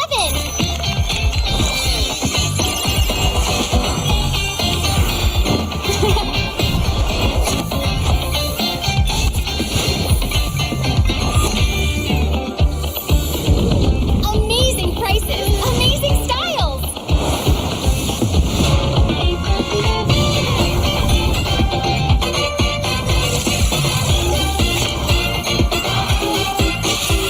Win big in Mega Draw.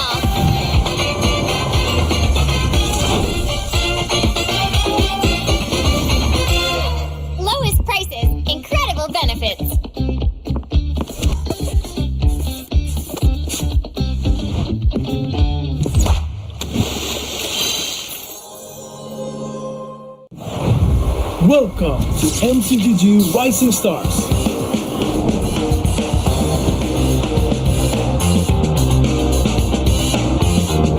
From September 12th to October 19th, take part in the regional contest, open to all players. Step up and prove your strength.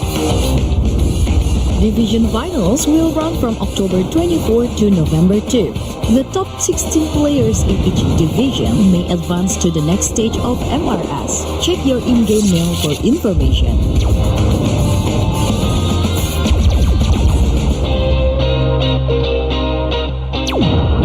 The S3 Finals group stage kicks off from November 8 to November 9. The top 6 players from each group will qualify for the S3 Finals semifinals. The semi-finals will be held on November 15. The highly anticipated grand final arrives on November 16. The champion will earn a direct qualification for the first MCGG World Championship. The battle is on and the world is watching.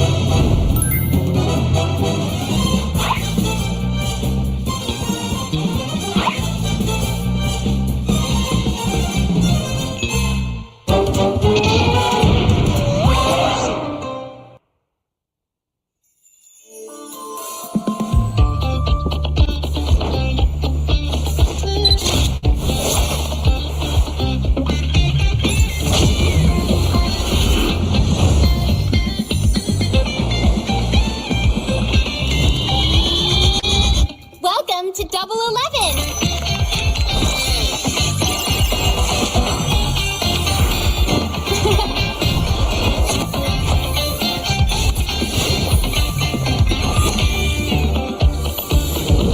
Amazing prices, amazing styles.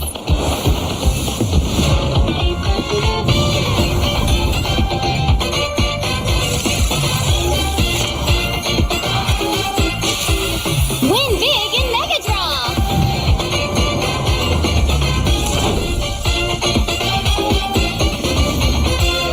Lowest prices, incredible benefits.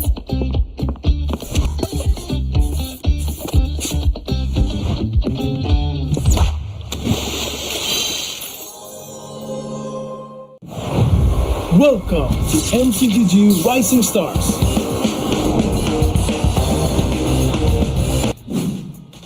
Alright, ladies and gentlemen, welcome back once again to the final game of this lower bracket finals. Yep. Of course, between Last game. Kingdom Esports and Team Evil. It's down to the wire now. Yeah, literally, right? It's been a very competitive season. You know, the past few seasons is very clear-cut on who's going to be able to win and etc. But this time around, I really cannot put a finger, right? It could go either way. Both these two teams literally playing out of their minds, practice out of their minds as well. And, you know, it's just very sad to see one of these teams go. Yeah. Honestly, when it comes down to even today's games, we've watched 4 games through and through. And it's not about the fact that the teams were super callous or anything. No, it's not. No, It's just them outplaying each other. exactly. Now, there are some points in time where the draft really dictated about the fact how the game is gonna tilt towards. Yep. And so far, the trend kind of seems like damage, right? Yes. Whoever controls the game is the one that have got early game damage or any form or any semblance of pressure. Yep. Because you can't bring out pressure through sustainability. You can sustain from fights, but you're not repelling the enemies because they don't feel threatened. Yeah, and I feel like there's a few times when, teams that really did overthink about, the items, the heroes, like, in terms of, like, loading themselves up with too much sustainability, too much CCs, but there's not a lot of damage being dealt. And usually the damage role is being filled by these marksmen, right? And the gold lane is something of an iffy thing already, and for a few games in a row now, we're seeing Kingdom Esports. They fielded grants on your fighter gold laners. Like for example, earlier just now, started game one with a Moskov grant. Then after that, it was a Ruby grant, and then after that is once again a CC grant. So like what I mentioned, it's just the fighter gold lane thing means that you really need to invest a lot more into damage. And where is the damage coming from? Usually from your mid, usually from your jungles. Okay, so that is a statistic that is actually super important. The fact that Kingdom Esports haven't played a single gold lane marksman for their past 4 games. Yeah. And they have been, putting quite a lot of emphasis onto either Kimi or onto Yu Shin. And I think that the idea of taking the Yu Shin away from away from Kingdom Esports is actually kind of huge. Because now the ball is going to be onto Kimi's court. If they're giving the Kimi away, then it gives Kingdom Esports the idea that we can flex the Kimi into a marksman, and we just needed to wait to that point in time where Kimi can pop off. Yep. I just feel like right now it's just about both the draft and also about the mental of these players. Don't forget, it's going to be a very long day for the winner as well. After this, they need to play the grand finals later today, and they have expanded and fought as best as they could all the way to a 5 games in a row. They're literally, I don't know whether it's the case, but I feel like they're being tenderized, being softened up by the lower bracket finals. I fear the grand finals as well. It's also going to be a little bit interesting. Now with all of both of the teams and all of the players, they're gonna have to reset their gears a bit, especially for Kingdom. Yeah, they gotta have to. I need to stop saying that. They have to reset. They have to come to a complete reset. They have to change the way that they play, especially for Kingdom. They won one. Oh, sorry, they lost one, won twice, and then lost again. So this is gonna be a little bit painful when it comes down to momentum. Yeah. And I think that at least for Evil, they have a bit of that. Yep, so we're also thinking about how, for the side of Team Evil, whether they are able to maintain this momentum. Yeah, they're the one that's literally slowed down the train for the side of Kingdom Esports, right? Literally denying that win in the previous game, denying that match point, and now both of these two teams, we went back into both teams. That's the match point, right? Winner goes to the grand finals, have a chance at M7. Loser goes home immediately after this game. The stakes are high, and there's only one team that will move on over to the next part of the bracket, and everything will be decided through this random map draw. And everything will go with broken walls. Yeah, and the championship podium is a little bit tight, right? It has enough space for one team. And unfortunately, these two teams do have a chance, do have a shot against Team Flash, but they need to beat each other first, and they have to put it all into this one. Whether Fortune Cat Lozy able to use his luck to continue push through, or whether Evil triumph in this game, ladies and gentlemen.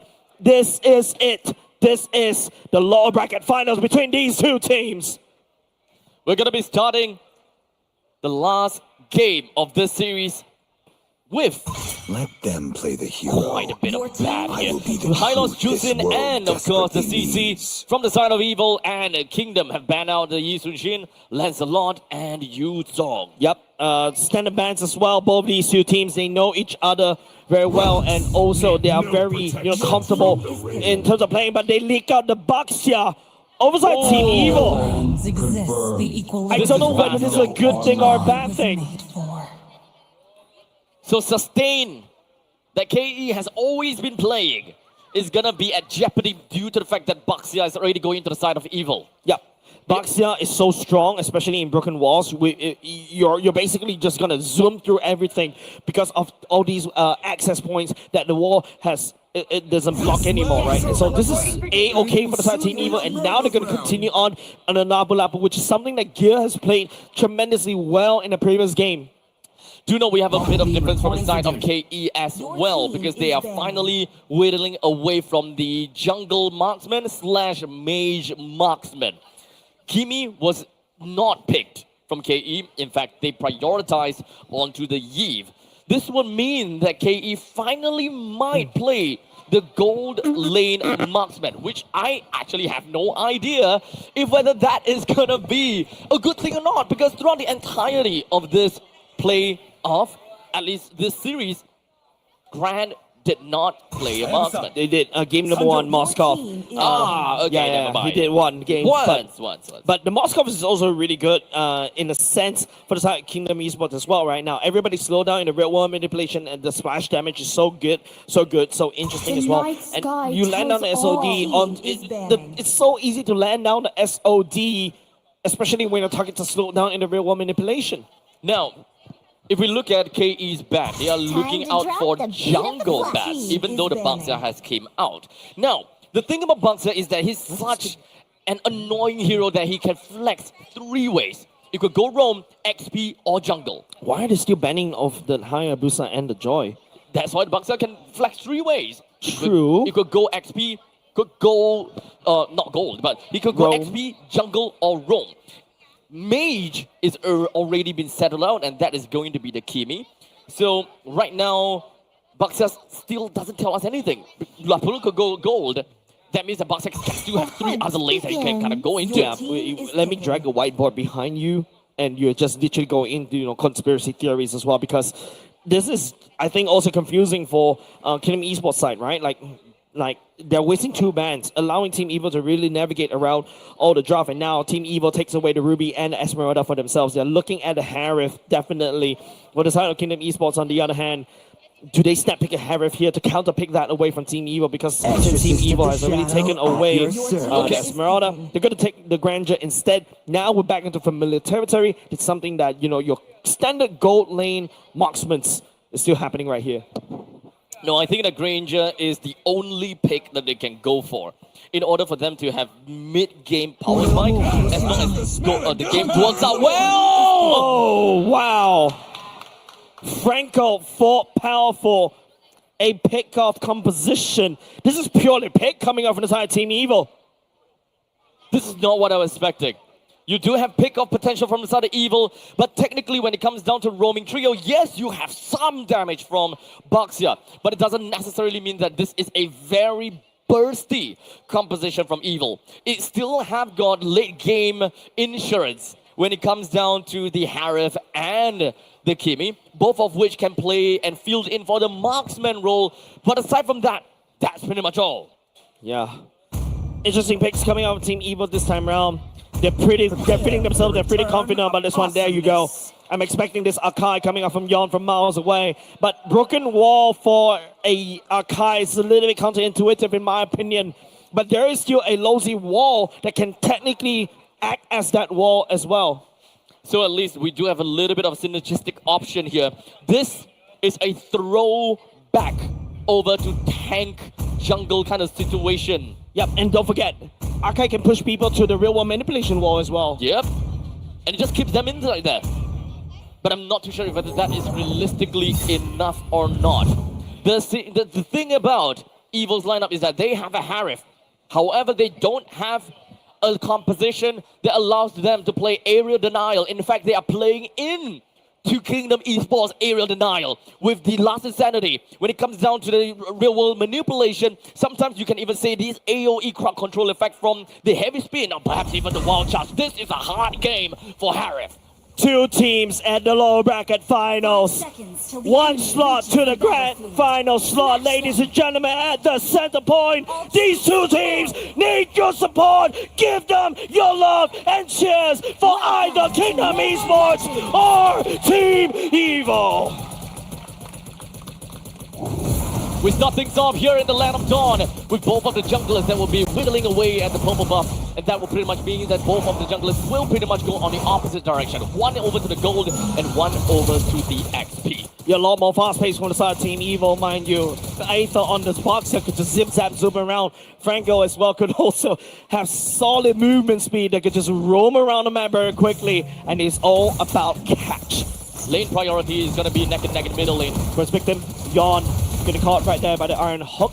Aether has to wiggle away. The walls from Lozy is going to be pivotal for Kingdom Esports. And it's not too big of a deal. The main thing that we're looking out for is what kind of influence the mid lane will be able to apply over to the side, and perhaps even for the jungler. Because Akai versus the Boxia, it is fair to say the Boxia will always have a faster clear than Akai. So what does that bring in for Evil, and if whether they can even apply that kind of impact over to Kingdom? Do we go for a raid? Do we go for an easy and fast push in over to the gold lane? That's the question.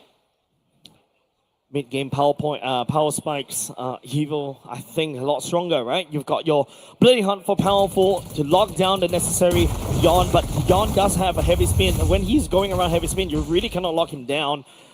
And, you know, if you push the members from the side of Evil to the wall, Aether may get stuck. So it's still, I would say literally abstract. It's down to the wire. Anything and everything can happen in the first total fight. Now, there's nothing too out of the ordinary when it comes down to the laning phase itemizations. Everyone is working towards the same kind of idea. But down to the bottom lane. Whoa, whoa, whoa, whoa! Aether, where do you come from? That is what I'm talking about. They have got fast pacing, a lot more high octane, but what they are trading off for that one kill is a turtle.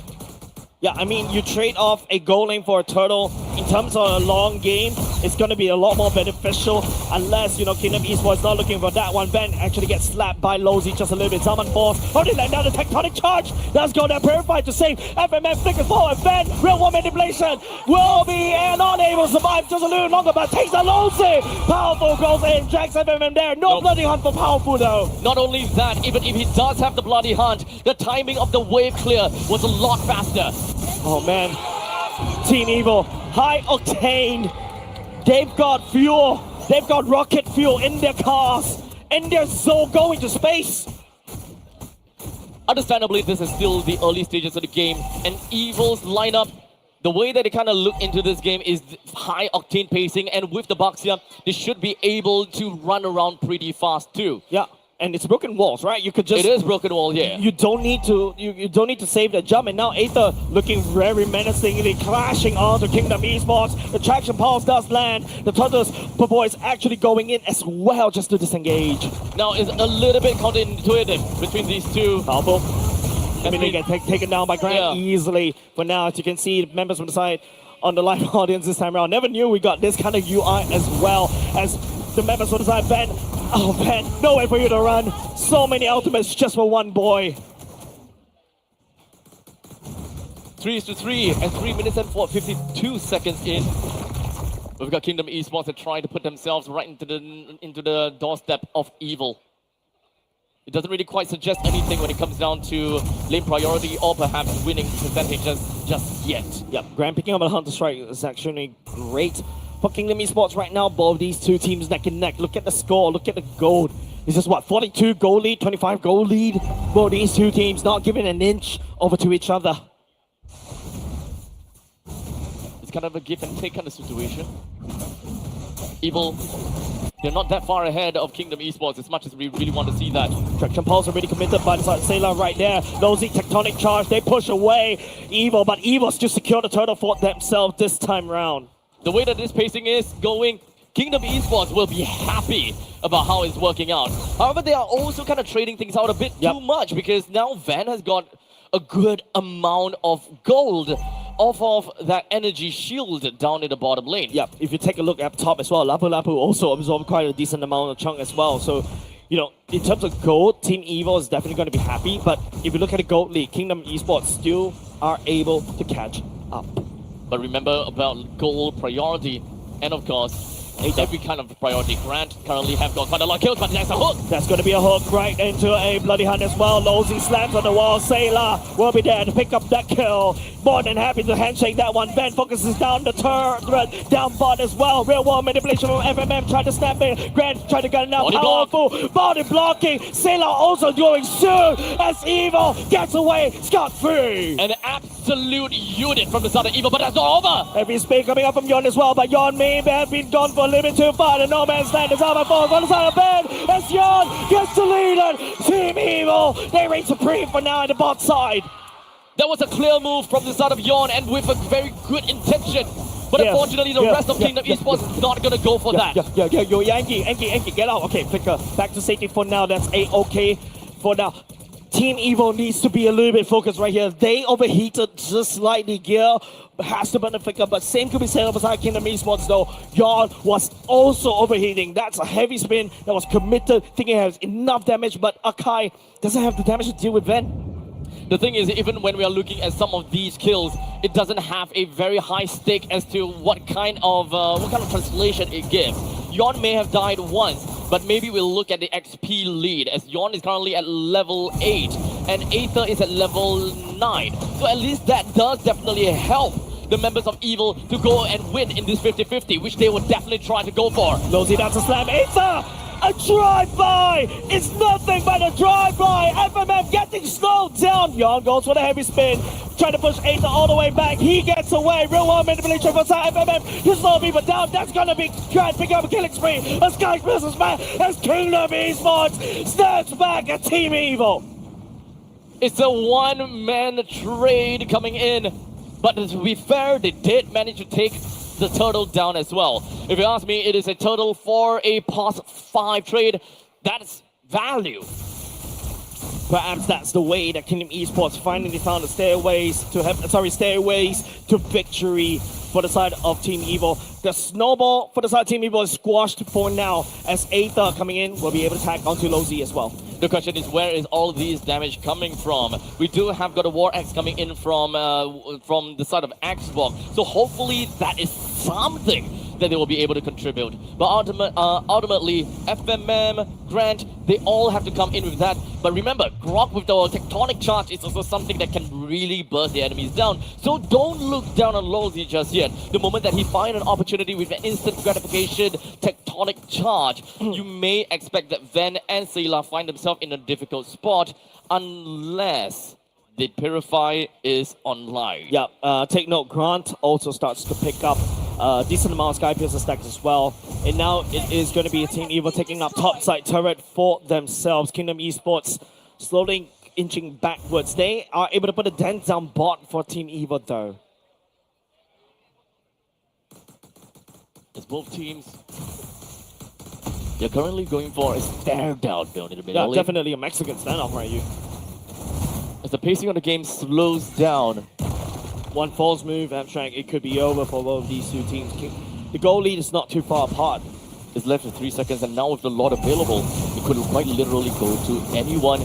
But this is still gonna be a hook. Calvo will be able to land a hook onto Drinsanity. Sailor snapping on. Here stepping forward with the bravest warrior, but he gets burned out by Drinsanity. Grant picking up that kill. Unfortunately, Yon has the heavy spin all the way back, but Ben is in the corner. Losey goes into concealed play right here, tries to go and find some form of target as members of Team Evil pushes Kingdom Esports away from the Lord Pit. That concealed play would have been a big thing for Kingdom Esports.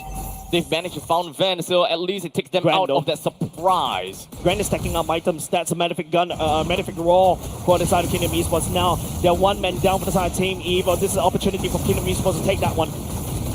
Immediately, it does seem like the rest of the members for the side of Evil is in a tough spot. As now Kingdom Esports, they want to floor it. They're definitely going to go all the way in. The Lord is still missing the best of the members out. Ben, there's a shutdown. 4 members out for the side of Kingdom Esports as well. It's a triple kill for Ben as Gear slides onto Drinsanity. The bravest warrior, the snap as Van is online, a monster, and that's a wipeout for the side of Kingdom Esports. This is Kingdom Esports that find themselves in a tough spot. We got a holy defense that is still available for Kingdom. They should be able to repel this one push down in the middle lane, but the Lord marches on from the top.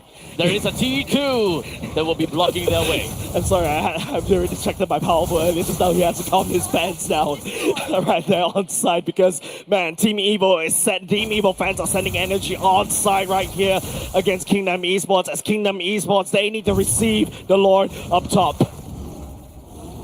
At least now the Lord is dealt with by Kingdom Esports. But with 6,000 gold lead in favor for Evo, what would it do? Catching on to Insanity, the technology charge coming out from the side. Lozy, FMM, real world manipulation beyond this time out. Heavy speed all the way back to safety. Unfortunately, FMM slowly running out of steam just a little bit more as Kingdom Esports will be able to defend against the siege. They take down Powerful though, but they'll lose topside turret. Back to neutral game. Top lane and the bottom lane T2 went down in favor for Evo. The amount of gold lead that's been created is a total of 6,000. And at 11 minutes, this is phenomenal. Yeah, 6K gold lead, especially in this day and age of MLBB. Last time, when you're solidly ahead, I would say 8K, 10K. I've seen gold leads getting squandered away, but this time around, 6K, that is a tremendous gold lead in this particular patch. Don't count Kingdom Esports out just yet. Yep. Grant is stacking up Sky Piercer stacks. Already going for the Malefic Gun as well. I think right now he lost his life just a little bit, so that stack's a little bit wonky. Not exactly too sure how much stacks that he have, but it's still something. But as we slowly make our way across the Land of Dawn, Kingdom Esports not going to show too much information at this point. But we'll at least one thing we'll show is this. Sometimes ITR presenting partner, the code, QR code is all the way down the bottom lane. I feel like the observer in production prepared for this angle. They prepared for us to say that. Yeah. That wasn't in the script. It's in mine. Oh. You know what else is in the script? Super careful gameplay. Okay. Ah. I thought you were going to go for a segue for something else. Nope. I'm not ready for any form of segue because this series, a roller coaster of emotions as well. Team Evo finds something in the previous game. They've managed to put a stop against Kingdom Esports. But now it is going to be the Lord fight that's upcoming. Back at it again. With the Lord now available at the top left. Evil. They do have got very good spatial tools. They should be able to push Kingdom away. Powerful is trying to go for some form of fishing. Unable to find anything for now. Fishing? Yeah, so Franco. Good day for fishing, ain't it? Yep. So Yon, they will definitely want to look for that opportunity. It does have got a heavy spin that will be able to put Aether in a really tough spot. But that's the start. Stepping forward just a little bit, bravest warrior. Put aside here, one man against another. But it's going to be Yon! Takes the Lord from Team Evo. As FMN stepped down real wall manipulations on my force as well. But the wall for the side, Lozy actually blocking everybody. Aether in no man's land trying to out-survive the members of the side. Kingdom Esports stepping forward with the carry. Bursts down your way, he stands. Evo traded their XP laner for a single XP and a jungler. However, the Lord will be fighting in favor of Kingdom Esports. A massive steal for the side of Kingdom Esports to slow down the tempo just a little bit more, but Team Evo still knocking on the door of Kingdom Esports' base. If you think that this game is going to be anticlimactic, well, it's not going to be. Kingdom Esports fight back! Grand shuts down Ven and Lord, also the paid actor against Team Evo. Kingdom Esports stepping out of the base, breathing fresh air. Kingdom Esports, they're not going to be taking the beating. He's sitting down. With the Lord, they will be marching down from the bottom lane, and especially for Grant that manages to take that one kill. That is yet another stack. They will go up to the Sky Piercer, which will definitely contribute to this 15-minute game as of now. We've been here before. When Grangers start picking up their stacks over and over again, with the Lord in tow from the side of Kingdom Esports, Evo right now has to slowly defend this. They cannot afford to give more kills over to Grant. The real estate now shifts over in favor of Kingdom Esports as they take down the T2 turrets down in the bottom lane and the middle lane. So much standing gold, Abstract. Mid and bot line all clean up. Kingdom Esports can focus their attention up top. With this single Lord still they've effectively managed to come completely clean with evil. Man, if Kingdom Esports get this, it's Yon with that one retreat. All of the standing objectives in the outer sides of the base are all eliminated. We're just now left with the inhibited turrets that is standing tall for both of these two teams. A massive reset as well, and all of a sudden Team Evo 400 gold lead. Kingdom Esports clawed their way back, and now we're on a stalemate, Abstract. Once again, back over to the Mexican standoff. With man. both teams, they have expended all of their adrenaline in trying to take down all of these standing objectives, reclaiming the lands of which belonged to them. Yeah, and now it's a clean split. Grant, man, his Sky Piercer stacks should be ongoing right now as we amp up for the Lord upcoming in the next 25 seconds. This game, entirely dead even. One with the pick-off potential, and one with the explosive potential. Yeah, Lance Insanity from Dream Sanity. That's going to be a mouthful to mention later on. Honestly, at this point in time, the Insanity name plus the Lance Insanity name just kind of feels like a Red Boss thing. Yeah. He's preparing for this final moment. To be fair, might not be final. We are 16 minutes into this game, and the Lord is not even at the evolved stage. At this point, both teams should be able to defend against the Lord even if they loses, unless it's a total wipeout. Evo need the team fight magic right here. Gear, that choke point fight earlier was great. That's going to be attraction pulse. The hook. There's the hook. Finds on the Insanity. That's going to be Insanity going down. Aether goes all the way in, trying to find the flank onto the back line for the side of Kingdom Esports. Grand goes into where Winter Trucker will not be able to do anything. Aether still ongoing though, pushing down, slowing the tempo for the side Kingdom Esports, but may have been overextended just a little bit more because the members for the side of Kingdom Esports stepping forward. He has been a tanky boy this whole time. Another hook as well, right into the suppression. Yon deleted, and now the Sky Piercer stack. Gear stepping forward with the Purpose Warrior, and Kingdom Esports, they lose the jungler. We may not have a high loss in here for the glorious pathway, but that is sure is a glorious run from the side of Aether, literally passing through every single member of the side of Kingdom Esports with the Tortoise's Passons to land up all of these anti-regen over the side of Kingdom Esports, walk past all of them and just create entire confusion to their rankings. A drive-by powerful. These hooks was so pivotal, and now we have to repeat this once again. Yon goes into 7 seconds. The Lord down low already. The members of the side Kingdom Esports unable to reach the Lord pit right here. Sailor angles for Aether, and now it's going to be all eyes onto the Lord. Aether securing the Lord for himself. FMM will go in with the real world manipulation. Grant picking up Aether for the kill. Look out for Grant still. He still is in the game, despite the fact that both teams have lost one each.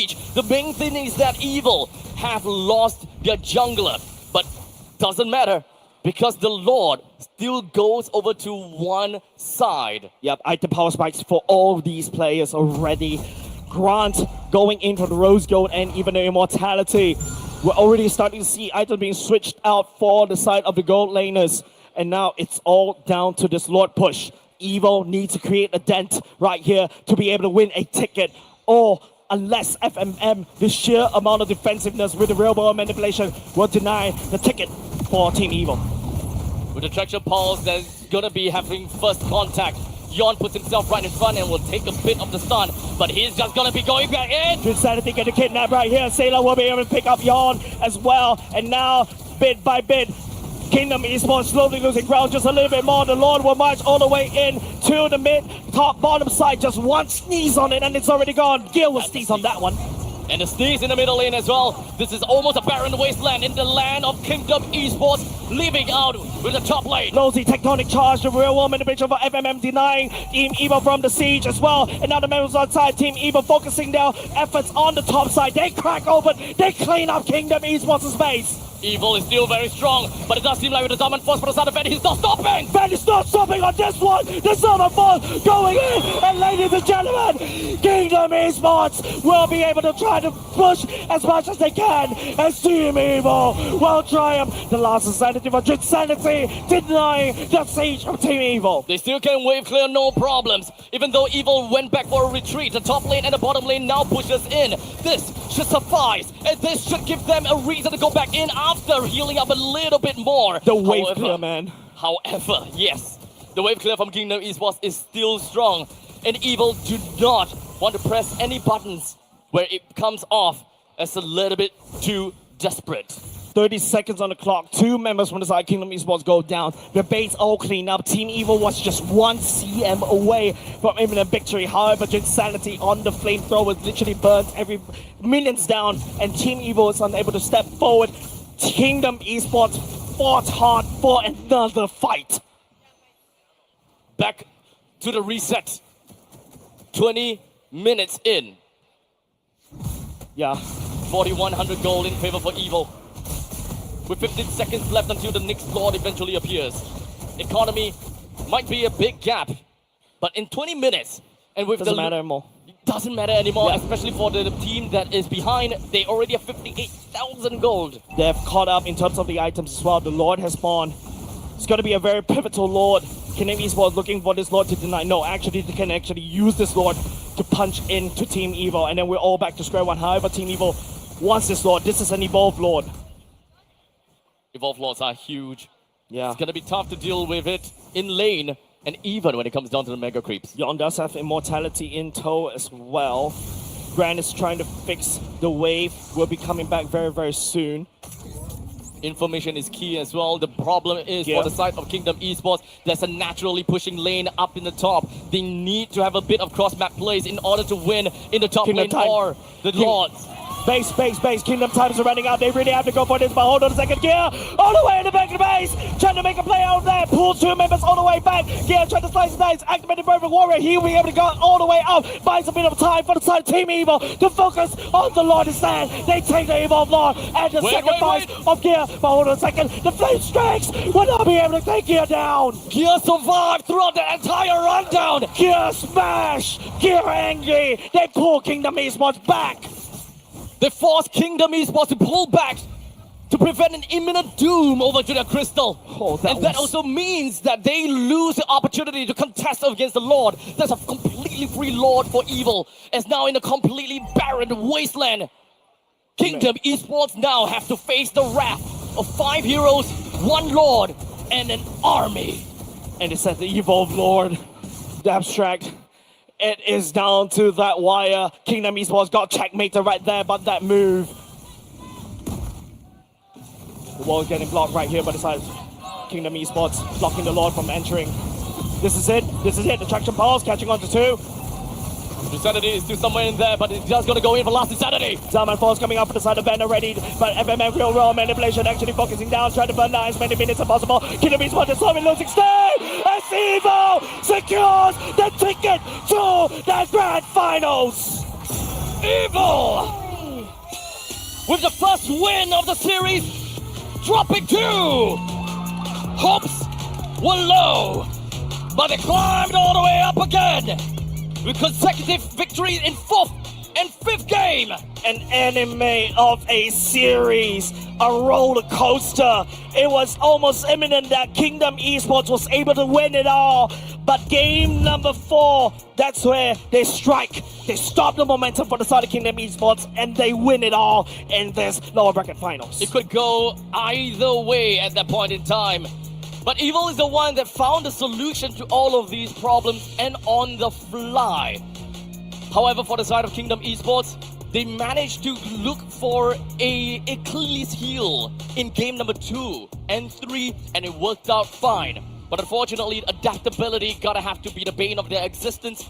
It seems like Evil, they found out the answer, they changed the way that they banned, they gave assassin junglers, and they didn't care nuts about Yon's hero pool. The Baxia man from the side of Aether, the drive-through that we saw that allowed them to snowball. Gear is angry, Gear smash, and Gear chokes at the